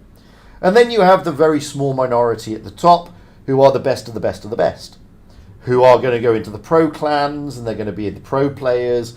And they're the super duper unicums with the amazingly bright purple WN8s and, you know, the dizzying realms of, you know, fantasy with average damage of 3k plus, etc., etc. But that's normal. That's normal. And that is the demographic of the game. And we have to take that demographic as we find it. We're going to get bad players. We're going to get mediocre players. We're going to get half decent players. We're going to get good players and we're going to get fantastic players. Okay. Now, if you're in that group that are mediocre but you want to move up, then you have to do yourself a favour. And doing yourself a favour means getting off your arse and stop trying to rely on everybody who is better than you from carrying you in a game. Learn the tanks. Learn how the tanks play. Learn the role that the tank is meant to play. Is it a light? If so, what's it meant to do? Is it a medium? If so, what type of medium is it in game? What is it meant to do? Go through it. Take the time to learn the maps. Where is the best position for you to put your tank? If you're in a hull down tank like a Chieftain Mark 6, there's no point you being on top of a ridge. You're just going to get smacked. You need to be down on the ridge, hull down with your turret poking over the top. So you've got all these parameters to consider and think about. And it ain't going to come naturally. Okay? It takes effort. Even the likes of Fatness. Practice, practice, practice. Fatness just doesn't sit there and say, I'm just going to roll up one day and be fantastic. He has to practice. And Ephelum says there, which is a fantastic piece of advice. And one of the things I try to advise when I do the pro streams, when you see the pro tournaments, you're not going to be able to copy their strats, but you can copy and take note from the way they play the individual tanks. Why do they go to certain positions? Why are they doing certain things? Etc., etc. And it sort of opens your eyes a little bit. And believe me, when you see the pros moving around the map without being spotted, you can bring that to your own game to move from a position to another position without being spotted, funnily enough. And it helps watching others play. It also helps watching back your own replays. Not games where you did well. Watch those, of course, but also watch the games where it all went completely the wrong way. And work out, where did it go wrong? Was there something I could have done that was different? Did I put myself in the bad position? Did I focus the wrong tank? Did I make the wrong calls internally? Where did it go wrong? Instead of just saying, it was the team, they were all a bunch of muppets. Look at your own. Because the only person that you can change is you. You can't change your team. And you can't influence your team. You only have control over you and you alone. So there's no point screaming and shouting at the team if you have made the mistake. And you're only going to find out if you make the mistake after the battle, when cooler heads prevail, and you can look at the raw data, i.e. the replay, and say, oh dear, yeah, I completely fucked that move up. I pushed too soon, too quickly. I was too aggressive. That's why I got wrecked. And it was my own fault, but at the time I thought it was everybody else because they weren't supporting me. That's how it works. It's like studying for a degree. Sorry, henchman. Mutu, hello. It's because I've run out of drink. That's the problem, henchman. Your Sarge is off to try and skill some players. Okay. But that's the thing. Well, I do try that as well, henchman. It doesn't work. It doesn't work. Because sometimes you just get fed up and you get frustrated, and that's, you then YOLO because you want to do better. And you want to win the next game and stuff like that. Yeah, but a lot of it's mind games where if you psych yourself out, you're just going to do worse. Like, that's just how it is. Absolutely. And that is how it is. That is how it is. But anyway. I didn't have much else for the Blitz chat this week, really, because there's not much else happening yet. Obviously, we've got the tournament coming up soon. Hey, Napoleon. Hey, Gollum. Sorry, I didn't say hello to you earlier. We've got the tournament coming up soon at the end of the month. It's going to be a strange tournament. It's called, I can't remember what it's called now. It's like a new way to play or something. I think it's going to be pretty much like the Blaster tournament. So, again, guys, it's not a bad tournament. You should think about jumping into them if you can get a team. Yeah. Well, it earns you some decent stuff. No, no one's going to sit there and say, look, at the end of the day, we're going to get top 4. Got to be realistic. But, you can earn credits from tournaments. Just consider it. Hang on. Why is Wargaming nerfing the Vickers view range? Because it's pretty big, to be fair. And they want to bring... They're nerfing that and increasing the Object 140. And what they're trying to do, because the maps in Blitz aren't that big, to be fair, and the Vickers does have a pretty insane view range, to be honest. It does. I was messing around in it yesterday, and it never dawned on me how much view range it has. Oh, it's massive. It's massive. It is pretty hardcore. And then on top of that, if you stick your bits and bobs on, excuse me, if you stick some of the equipment on it, it becomes even more obscene. Let's have a quick look. So here's the Vickers. Here's the Vickers. 280 base view range is but that's the insane. base. I've got view range on it at the moment of 325 meters. I'm showing you you can all see in my garage. I've got 225 meters on the view range. That's huge. That's massive. The maps are just huge. Are not that big. Now, if I drop that, if I take that away and I bring it to, let's say, the T100 LT, let's have a look at its view range. That's only got 298, and that's got the same equipment loaded as the Vickers. So that's why the Vickers is having it slightly nerfed, because it's just too much. It is very big. Now, does crew skills play into that at all, or is it just everything? No, crew skills. It's basically the equipment. The crew skills. If you look at the crew skills for there is. The crew skills, I don't think increases anything with regards to view range. Let me have a look. I can't remember, to be fair. Deadly accuracy is there. Snipers there. I don't think there's anything on view range. I don't think anything increases the view range, and that's the thing. It's just mainly the equipment and the provisions. So for my provisions, well, there's one on the TD with the spotting, the light bulb, and then the other one with the binoculars. The binoculars is deadly accuracy. That increases view range and aiming speed. Yeah, you're right. It increases view range by 7%, but that's across all vehicles, not just the TDs, not just the lights. I'm trying to figure out, how much of a manageable difference is that? Because, I know that there are some tanks where if you have max deadly accuracy, then Yeah. that 6% doesn't really mean anything. No, But not really. there are also tanks where having that 6%, or if you have it fully leveled, 7%. Yeah, but if I go back, if I go back to the Vickers, and I'll show you what I mean with the Vickers. If I go back to the Vickers, and I look at and I take the provisions off it. Let me just take the provisions off. And you see my view range has come down quite considerably. Actually, it's come down to 300 and 8 because I've got so if I the view range now is not as good, basically. So my view range now is 308 meters. So when I stick the provisions on that I stick in, which is cup of tea, that gives me a bit more view range. So I then stick on the improved the consumables, and then the black tea. I've now jumped up to 325 meters. So I've gone from 308 meters to 325 meters just by those provisions of 2 cups of tea, basically. And then if I then look at what I've got equipment load, I've got improved optics, which gives me an improved view range of 29.5 meters. So if I take those bits and bobs off again, and this is why I keep telling people to play around with their equipment and their consumables.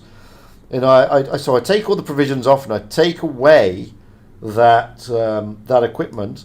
My view range is now only 280. That's it. So look how much additional meterage I'm getting just by the equipment selection.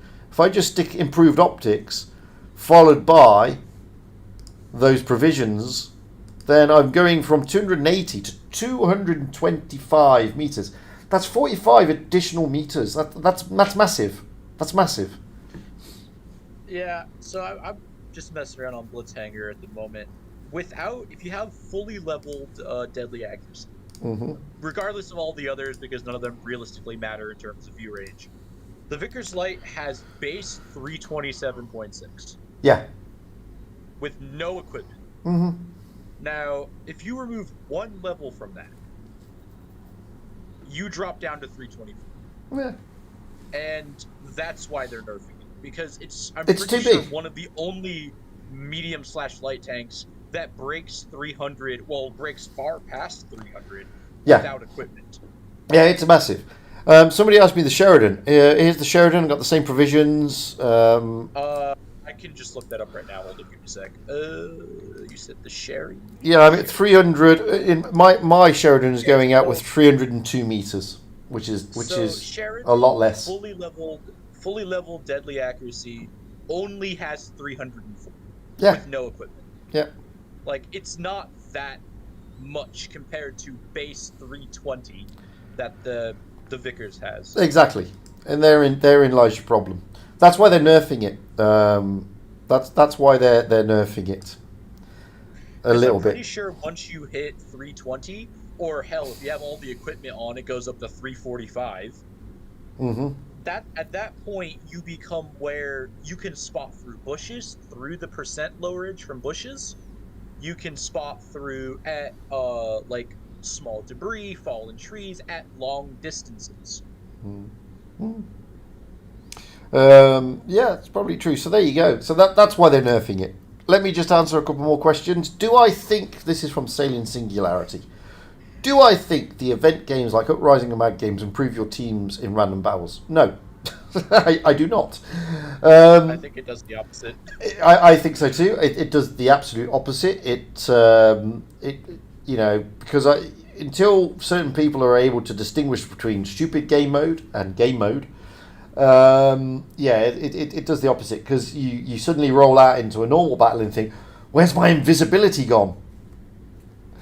So no, it doesn't improve their skills. There was another one. Here's another question. What do I think about Wargaming showing these gambling ads? Well, I haven't seen any of that, to be honest with you. Oh my gosh, I completely forgot about that. I haven't seen this. Where's this? Is it in the garage? So, no. Well, yes and no. There are... I saw it yesterday. There was an ad going across YouTube of crate opening on Blitz showing, oh, I opened up a T-22 medium tank. Oh, I opened up yada yada yada. All right. And like it'll literally just be like a single case opening, and they get a tier 10 tank. I don't know if that's what. I don't know if that's what. Entirety of the I don't know. And No, I don't know what. I don't think that's what Royston's on about. I understand where you're coming from, but Royston's saying, what do I think about Wargaming showing these gambling ads where young ones are winning thousands of pounds? I haven't seen that, Royston. Where is that? The reason I say that with the greatest of honesty, because I never click on the bloody ads because I don't want the random 5 gold or whatever it is. I can't be bothered to waste my time. And I'm assuming that's where these ads are or something. I don't know because I don't click on them. So you'll have to sort of enlighten me a bit more. So it is for the 10 gold for the 5 ads. I don't watch them, and I don't know. You can see that it never really pops up for me. So I never really watch them. So I'll have to look into that. But if they're doing, obviously the adverts are meant to be tailored to the individual. So I don't know if it's a generic ad that's across the board or just tailored for you and your account, because I don't know what the algorithms are. So, for example, when I go into YouTube, the YouTube algorithm only throws adverts at me based on what I search and what I look at. So I only get certain adverts. I don't get adverts for everything. And then I get adverts because of my location. And I assume the algorithm is the same in World of Tanks. I'm not sure. I don't know is the honest answer. I'd have to look. Because, for example, if I get an advert here, I'm expecting it to be like maybe an Arabic advert or for something Arabic, local, or some game or whatever. I don't know. So I've not seen those, to be fair. JN, how about doing a video on reading the lineup? I did. I did, to be honest with you. Let me just check. I'm pretty sure I did that and even put it on Patreon and everything. Let me just find out when I did it, and I'll put the link in. Reading lineups. There it is. So yeah, I did do a video on reading lineups. So let me just stick that in so it's easy to get. So there we go. Reading lineups. There's the link.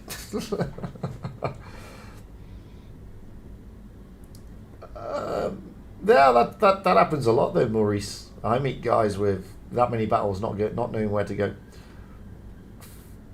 Why don't Wargaming give the grill more camo? Because the grill has got a super accurate gun, and it also has the ability to knock out a lot of firepower, even though a lot of people say it doesn't. I mean, if you look at the tier 10 TDs, okay, and again, this is the thing. So have a look at the tier 10 TDs. I've got the grill.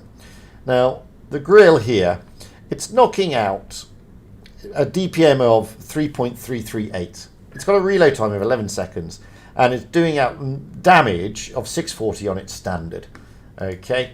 Now, if I then look at, say, what shall I look at? Let's have a look at the Ho-Re. On Object 268, no. Well, I'll look at the Ho-Re first. Now, the Ho-Re is loading, it's got less DPM. It's loading quicker than the grill, but it's dishing out less damage. Okay. Now, if I look at the 268, if we look at the 268, again, it's got much lower DPM. It's got a longer reload time, and it dishes out the same damage.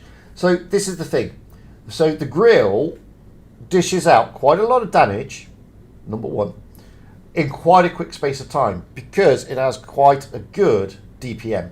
Now, if they were to give it camo as well, increase its camo profile, it has not got a great camo profile. The tank really would be difficult to contest, to be honest with you, because it's got a super accurate gun. I love the grill. It's got a great gun. Imagine being able to push out all that damage unspotted, no less. Yeah. What about the Foch? The Foch is terrible. Yeah, it is. It's not the best of tanks. It's not the best of tanks. No. You know, it's I like it for the same reason I like. I mean, it's a mixture between a 268 and a 263. Okay, the Foch. It's not really a tank designed to sit at the back, but it's not a tank designed to sit on the front line like a 263. It's an assault TD like a 263. That's why it's got pretty solid frontal armor. Yeah.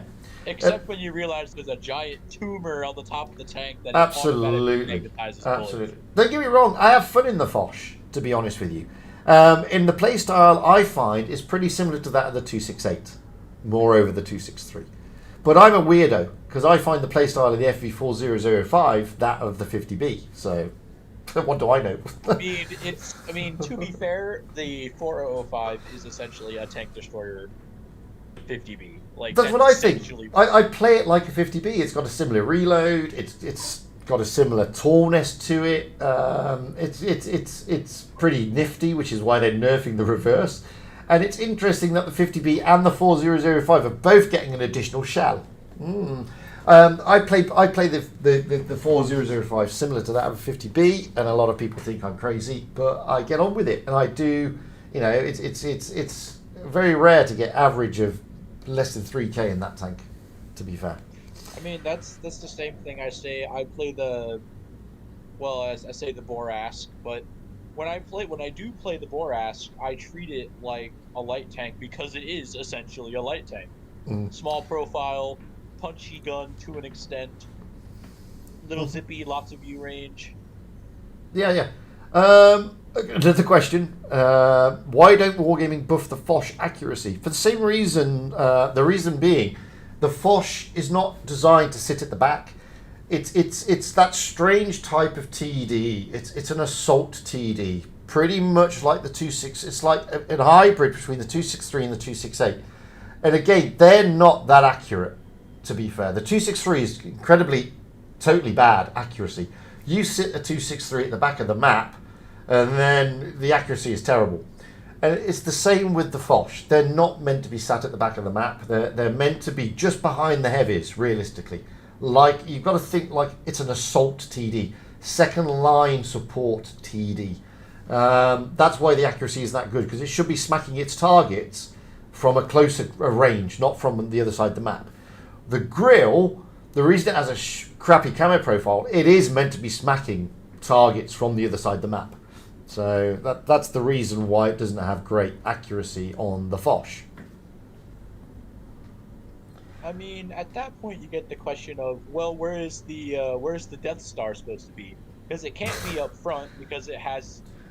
In your garage, the Death Star's meant to be in your garage, never being played, unless you're doing a meme and then you play it. I mean, people always say that to me, oh, why don't you like the Death Star? Because we have a Jaegeroo in the game, and I play the Jaegeroo. I mean, why would I play a Death Star when I've got a tank that, firstly, has a better reload, secondly, has armor, thirdly, has mobility, and a better camo profile? Why would I play a Death Star? If I'm going to play the Death Star, why don't I just go to Tier 9, play the Conway, have, like, one of the best damage per minutes in the game? Absolutely. Exactly. I mean, I'm not a fan of the Death Star. I've always argued the Death Star should be the Collector and the Badger should be the tech tree. But the reason it's been done that way is because there is a Death Star. It's not called the 183. It's actually called just a first stage, Centurion or Chieftain first stage, and it's at Bovington Tank Museum where I showed a picture of it on the recent Tank Fest vlog. So it does exist, whereas the Badger doesn't. The Badger was just a test bed, and it never existed. So there you go. That's why the FV is the tech tree and the Badger isn't. But for gaming purposes, was it either the FV 405 or like the FV215B that was like a wood construction at one point, but was never actually a vehicle? Well, the 215B was never a vehicle. There's no such thing as a FV215B. It doesn't exist. Never has existed, was never even contemplated to exist. Completely made up tank. The Death Star, which is the FV183, did exist, but only as a wooden mock-up, and it was put onto I believe either a Centurion or a Conqueror hull with this big, massive artillery gun shoved on the back of it, and it looks like a Death Star. But the 215B never existed, never even contemplated. Complete fallacy. What have we got here? Yes, FV405. It's called Stage 2. Yeah. Yeah, that's very true, JS Gamer. What is my opinion of the Yo and the Type 71? I like both tanks, to be fair. I love the Yo. I think the Yo is fantastic. I'm not a particularly big fan of the 2-shot, but then again, I'm not a pro player. Pros generally like the 2-shot. Well, some of them do, not all of them. I'm a big fan of the 3-shot, however, because I think that tank is just damaging. It's just a beast of a tank. The Type 71, I like the Type 71. It's not the best heavy, it's not the worst heavy, but it brings something that we don't really have, and that is the ability to change it. You could be hull down with its gun depression equipment, or you could be slightly mobile with no gun depression. So you get 2 tanks in one. And at the moment, I've been playing it a lot without the gun depression, and I really like it, to be honest with you. I think the gun depression tank is a little bit sluggish, a little bit slow, can be a good rid liner. But the thing about this tank, the Type 71, it's got stonking frontal armour. And I actually talk about the Type 71 in a video I'm releasing today called How to Play Heavies, the basics. So I like both of them. I like both of those tanks, to be honest. Should the grind be adjusted to require more games to get to tier 5 or 6, seeing too many reaching tier 8?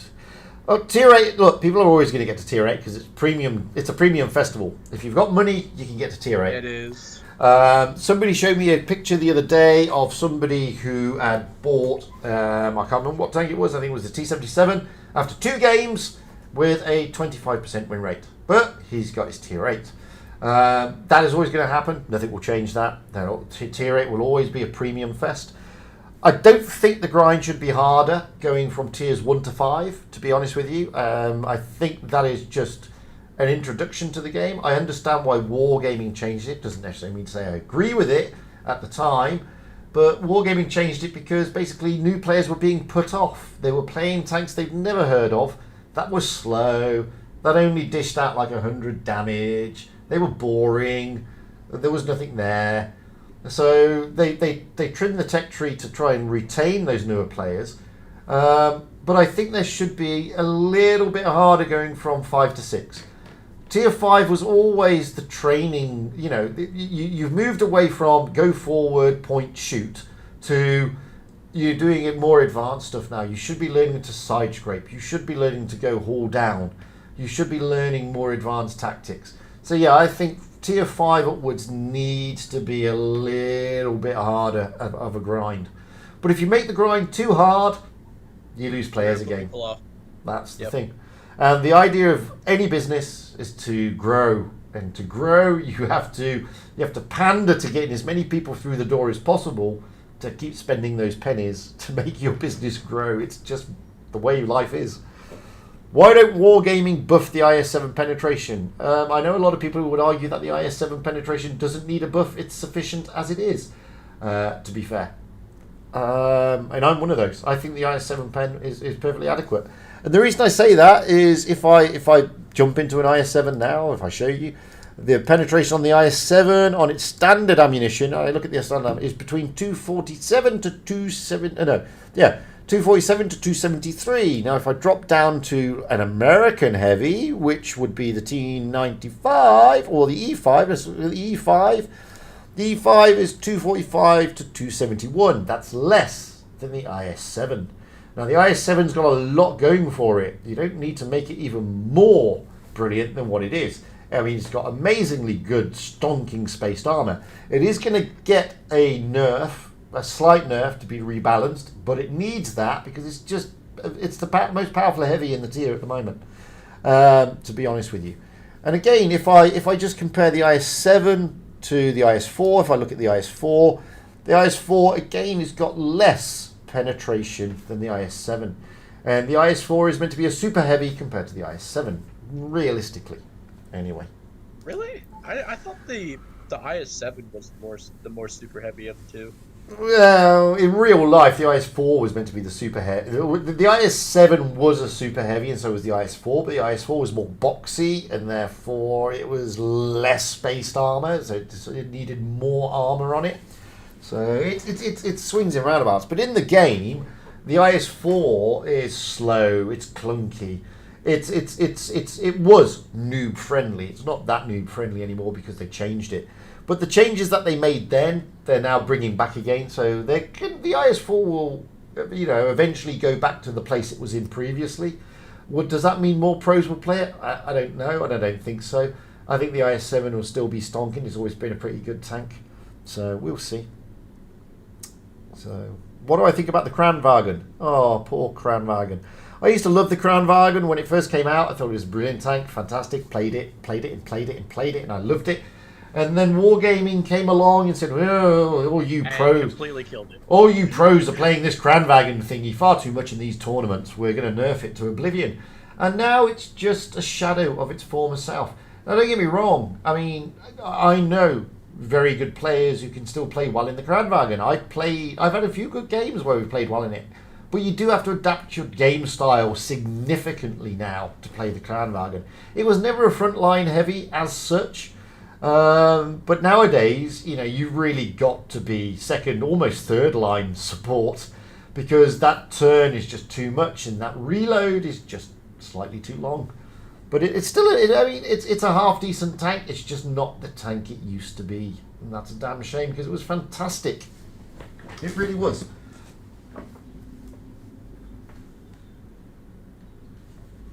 So, what else have we got here? I'd like to see Wargaming give back the Foch on its single shot. What's the point, David? Nobody plays the Foch with a single shot. Everybody plays it with a double shot and then wonders why. Batchat, I love it. I love the Batchat. I think it's fantastic. It's one of the lights I do enjoy in Tier 10, mainly because I can't play the Sheridan, and mainly I can't play the T100 LT because I'm a complete and utter nab. But the Batchat I love playing. I think it's I think it's a fantastic tank. And a lot of people don't agree with me. I did a video on the Batchat recently saying why I love the Batchat. And I still think it's a great tank. And I perform better in a Batchat than any other light, to be fair. I like the Batchat. It's just like it doesn't like me. Well, that's the same with me and the E5. Me and the E5 for a long time didn't get on. We got on when I played tournaments. Me and the E5 really did get on. When I played normal battles, me and the E5 just really did not see eye to eye in any way, shape, or form.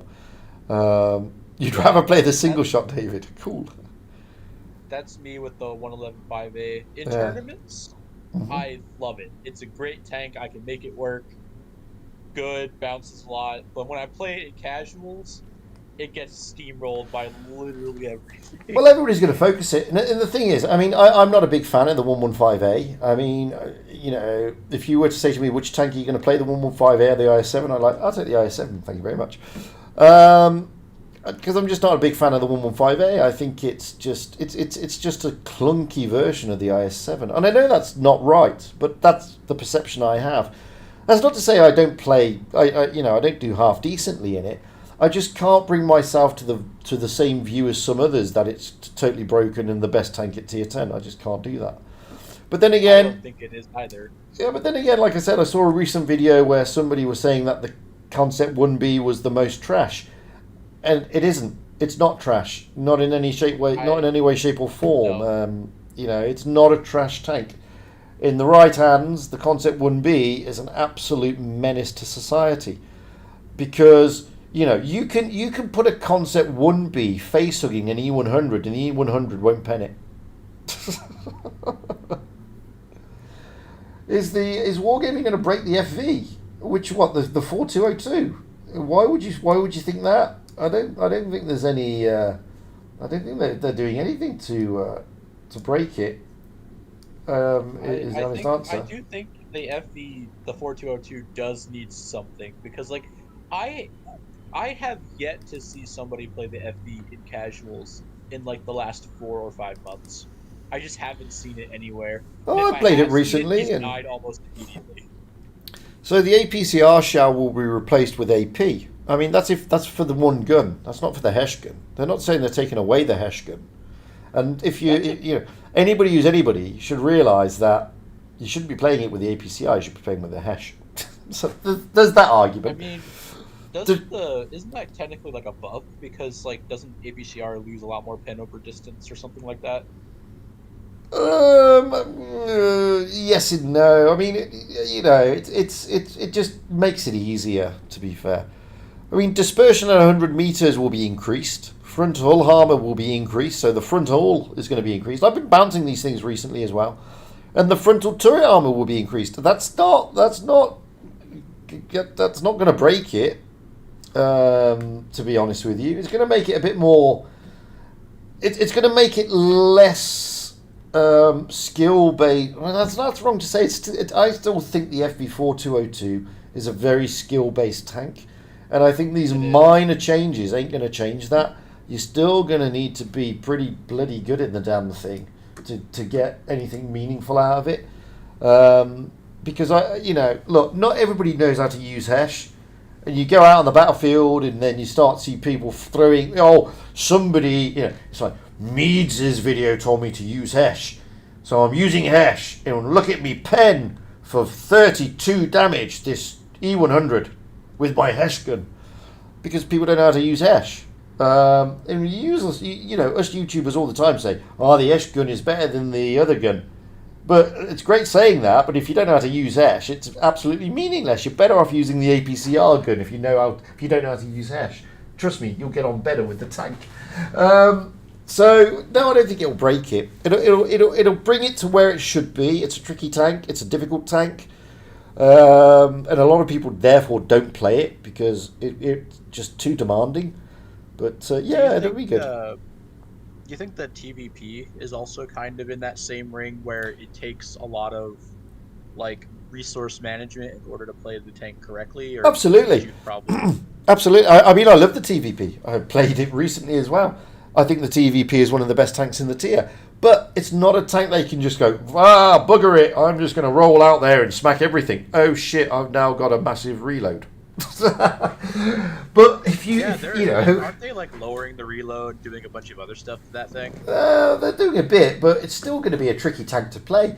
In the hands of most good players, the TVP will churn out damage till the cows come home, and they really will hurt you. I mean, it's got the ability to churn out just shy of 2,000 damage in one clip. That's massive. 1,200 or something like that, because it's. I can't remember. Well, I'm also considering, most of the players who've got this have got all the skills unlocked. You're going to get that, don't forget the third shot or the fourth shot. You got the chance to get the super duper, so most people, most of the good players can churn out quite a lot of damage in that damn thing, and it's a difficult tank. Oh, there's my wife. Hello, wife. It's a difficult tank, but it's a rewarding tank if you know how to play it. And I see a lot of people not knowing how to play it, and it scares me when I roll into a battle with players who do know how to play it, and I try to avoid it like the plague, because it's dangerous. Yeah, that's me and the Progetto. Every time I see a Progetto, it's either going to be some Muppet, or it's going to be like one of the top players with a Progetto. Yeah, I mean, it's a dangerous tank. What else have we got? Have the SEAL Club in mitigation efforts essentially killed low tier? That's a difficult question to answer, JN. No, I don't think it has, to be honest with you. I mean, I did a stream the other day with my lad, who's, we play bottom tiers because he's only at tier 4. And the average waiting time was about, 30 seconds. So no, it hasn't been killed down there. People, the irony was, it was actually more relaxing down there than it is at tier 10. And I don't mean relaxing as in the, easier to play. It actually, to an extent, was more challenging. But it was more relaxing because there were less people shouting at you, to be honest. Maurice, for my barber. Absolutely. Thank you very much, Maurice. Yes, I do need to get a haircut at some point. That is unbelievably generous of you. Thank you very, very much indeed. What do I think about the Leo 1 getting more alpha? I don't mind that. The thing that scratches my head is, why is the Leo 1... Oh. Why is the Leo 1 getting that super duper accuracy zoom? It doesn't need it.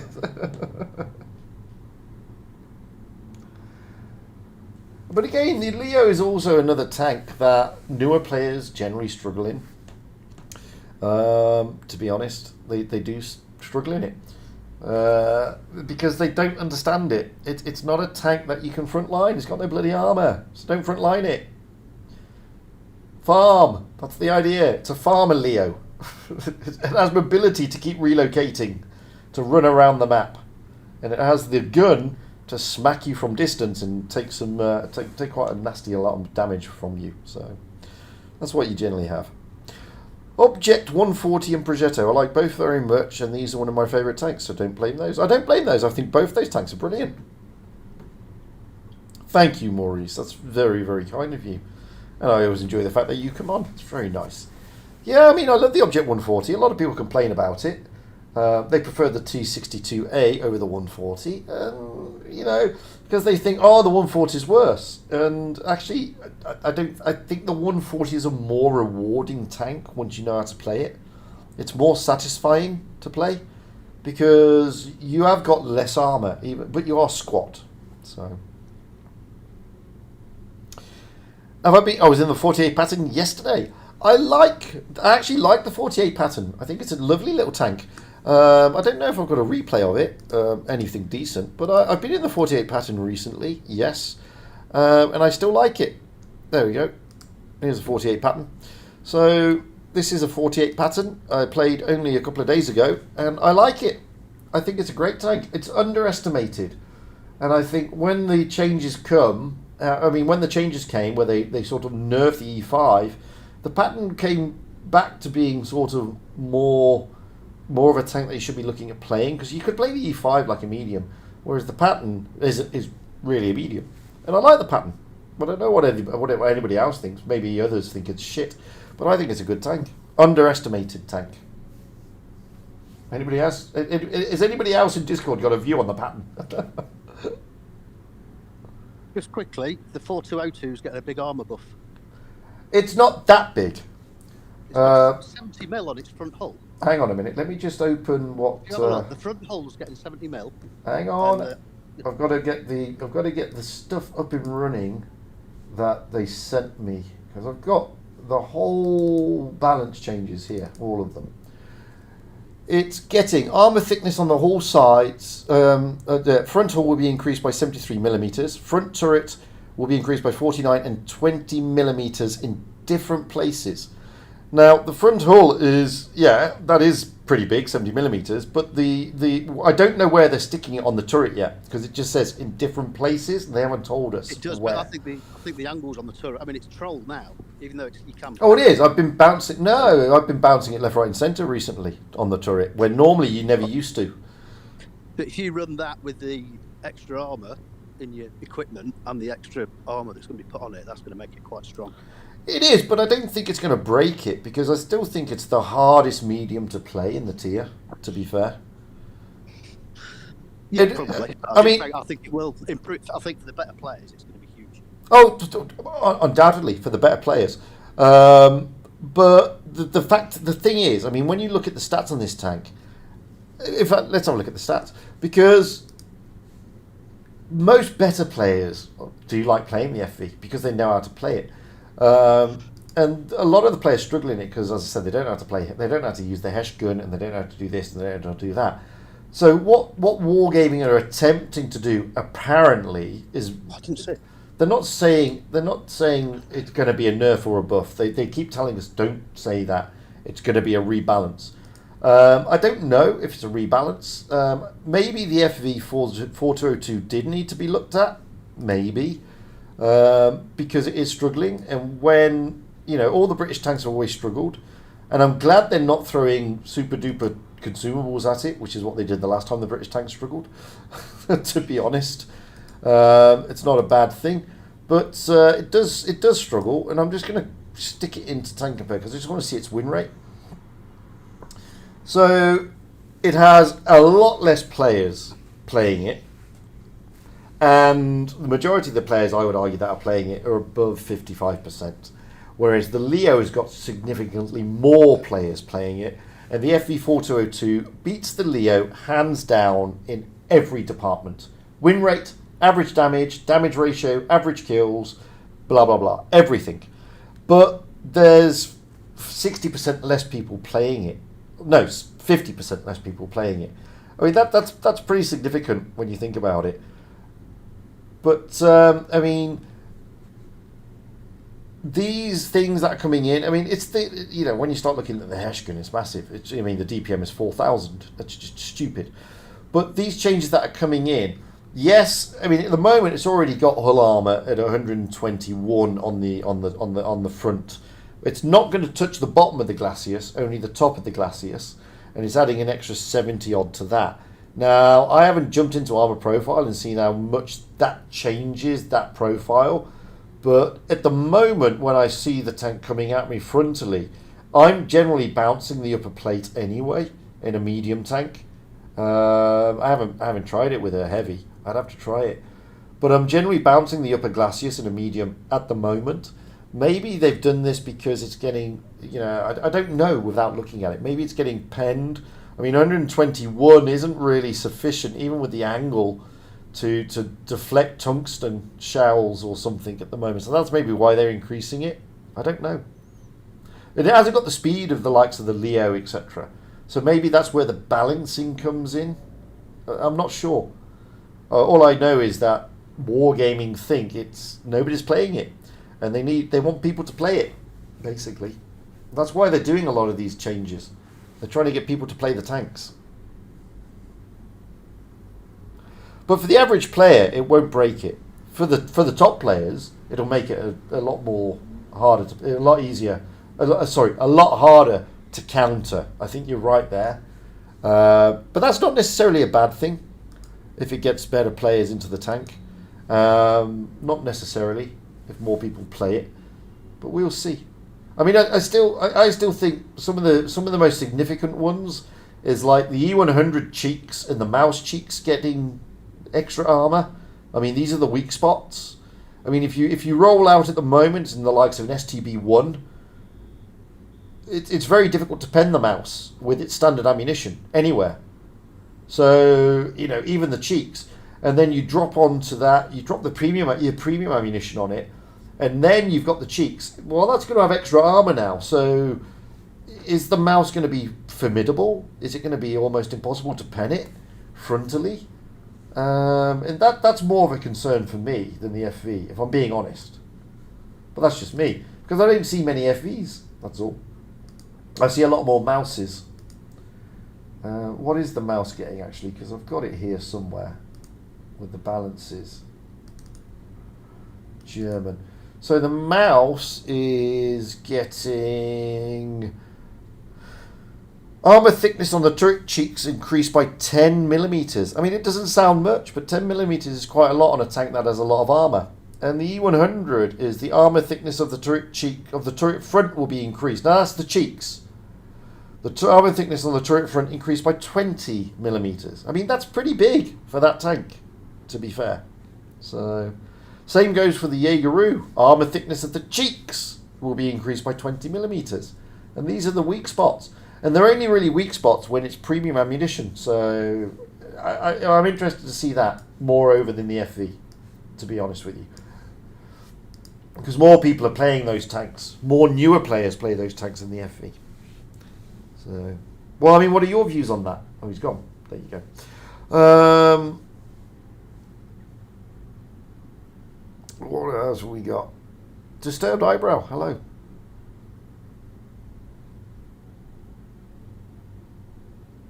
Well, I don't know, to be honest with you. I think they haven't touched the Chieftain Mark. I think, let's have a look. I don't know if they have or haven't touched the Mark 6, to be honest. I would have to check. Let's have a look. Mark 6. I don't think they are because they've tinkered with it, because it's a premium tank. And they're not really tinkering with any premium tanks. They're tinkering with collectors and tech tree. In fact, I don't think any of the premium tanks have been tinkered with. No. That's why the Chieftain Mark 6 isn't tinkered with. It's because it's premium. T95 also underrated. There it is. It's always been an underrated tank. 350 Alpha is what separates German from the Russian mediums. Yeah, I mean, some would argue that the German tanks are more accurate, which is wrong, because the T62A is incredibly accurate as well. And they are just trying to separate the tanks. They're trying to make a difference between a Leo 1 and an E50M, a T62 and an Object 140 in their respective classes. Do I like the old aim system more than new? I'm now used to the new. It still pisses me off when it takes my gun to the wrong place, but, you know, I'm still pretty much liking the... It doesn't really bother me, to be honest with you. I like both. The old system had its flaws, the new system equally. If they eliminated win rate, would the game experience improve? No. I don't think it would, to be honest with you, because it would. There's nothing there to drive people. I would rather they eliminated win rate calculation for tiers 1 to 4.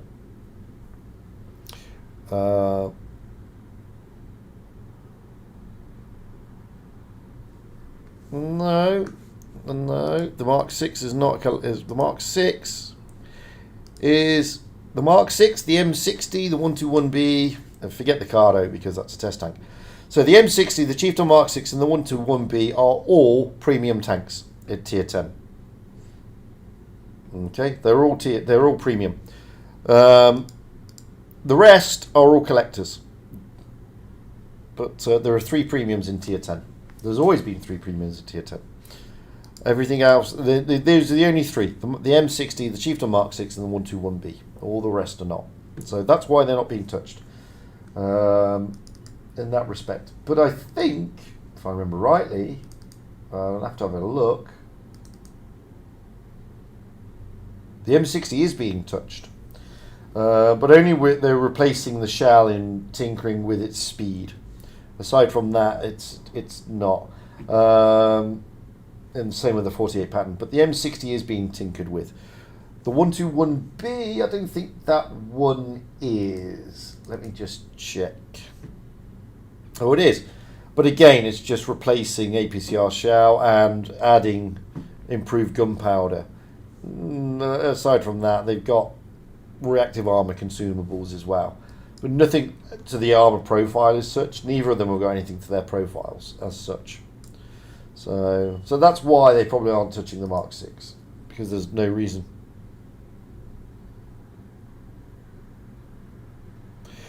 I don't know. Does it matter to you? That's the thing. I always say this. Win rate should only matter to you. It's your game. No, it doesn't have a premium coefficient, the M60. That's very right. It's your game at the end of the day. I mean, if win rate matters to you, then it matters to you. It doesn't matter if if you play the game for your own goals, whatever those goals may be. Your goal may be to get a good win rate. Your goal may be to get into a pro clan and play big tournaments. Your goal may be to unlock all the tanks. Your goal may be to get masteries on every tank. It's your goal. Nobody else's. So it doesn't matter what the win rate is.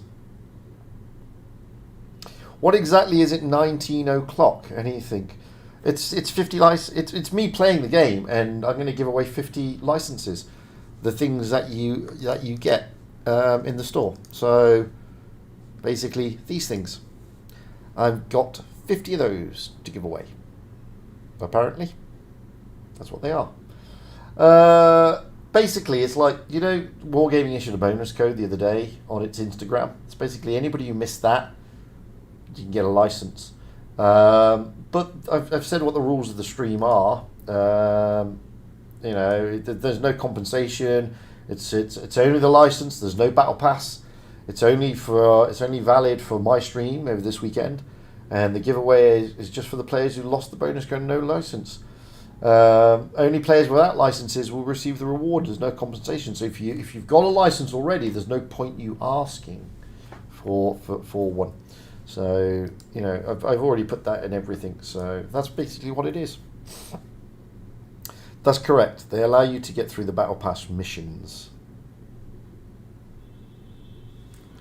So there you go. That's what it is. Hi, NetForce. And I think that's about it for the moment. I'll be playing in Uprising, by the way. Is it Uprising that's on? I don't know. I can't remember. Is it Uprising? Yeah. So I'll be playing later on the stream in a couple of hours in Uprising. So again, guys, if you want to join in, join in. We'll be on the chat. It's not a problem. And the rules are the rules for the giveaway of the 50 licenses. So, you know, it's up to you guys if you want a license or not. Yeah. Anyway, so I'm gonna bring it down now, guys, because I've got another stream in like 2 hours, and I need to go and eat. So I'm gonna knock this one on the head. It lasted longer than I anticipated, to be fair. But there we go. Right then. Thank you all for popping in. We'll be back again in a couple of hours for the next part, a different part. So until then, guys, it is the end of this stream. Net, come back in 2 hours, and then I'll see you again. So until next time, which is 2 hours from now, if hopefully some of you will rejoin. Enjoy the rest of it, and I'll see you in a couple of hours. Thanks for popping by, and thanks for joining in. Until then, guys, I'm going to get something to eat and drink. Bye for now. So hopefully I'll see you guys in a couple of hours.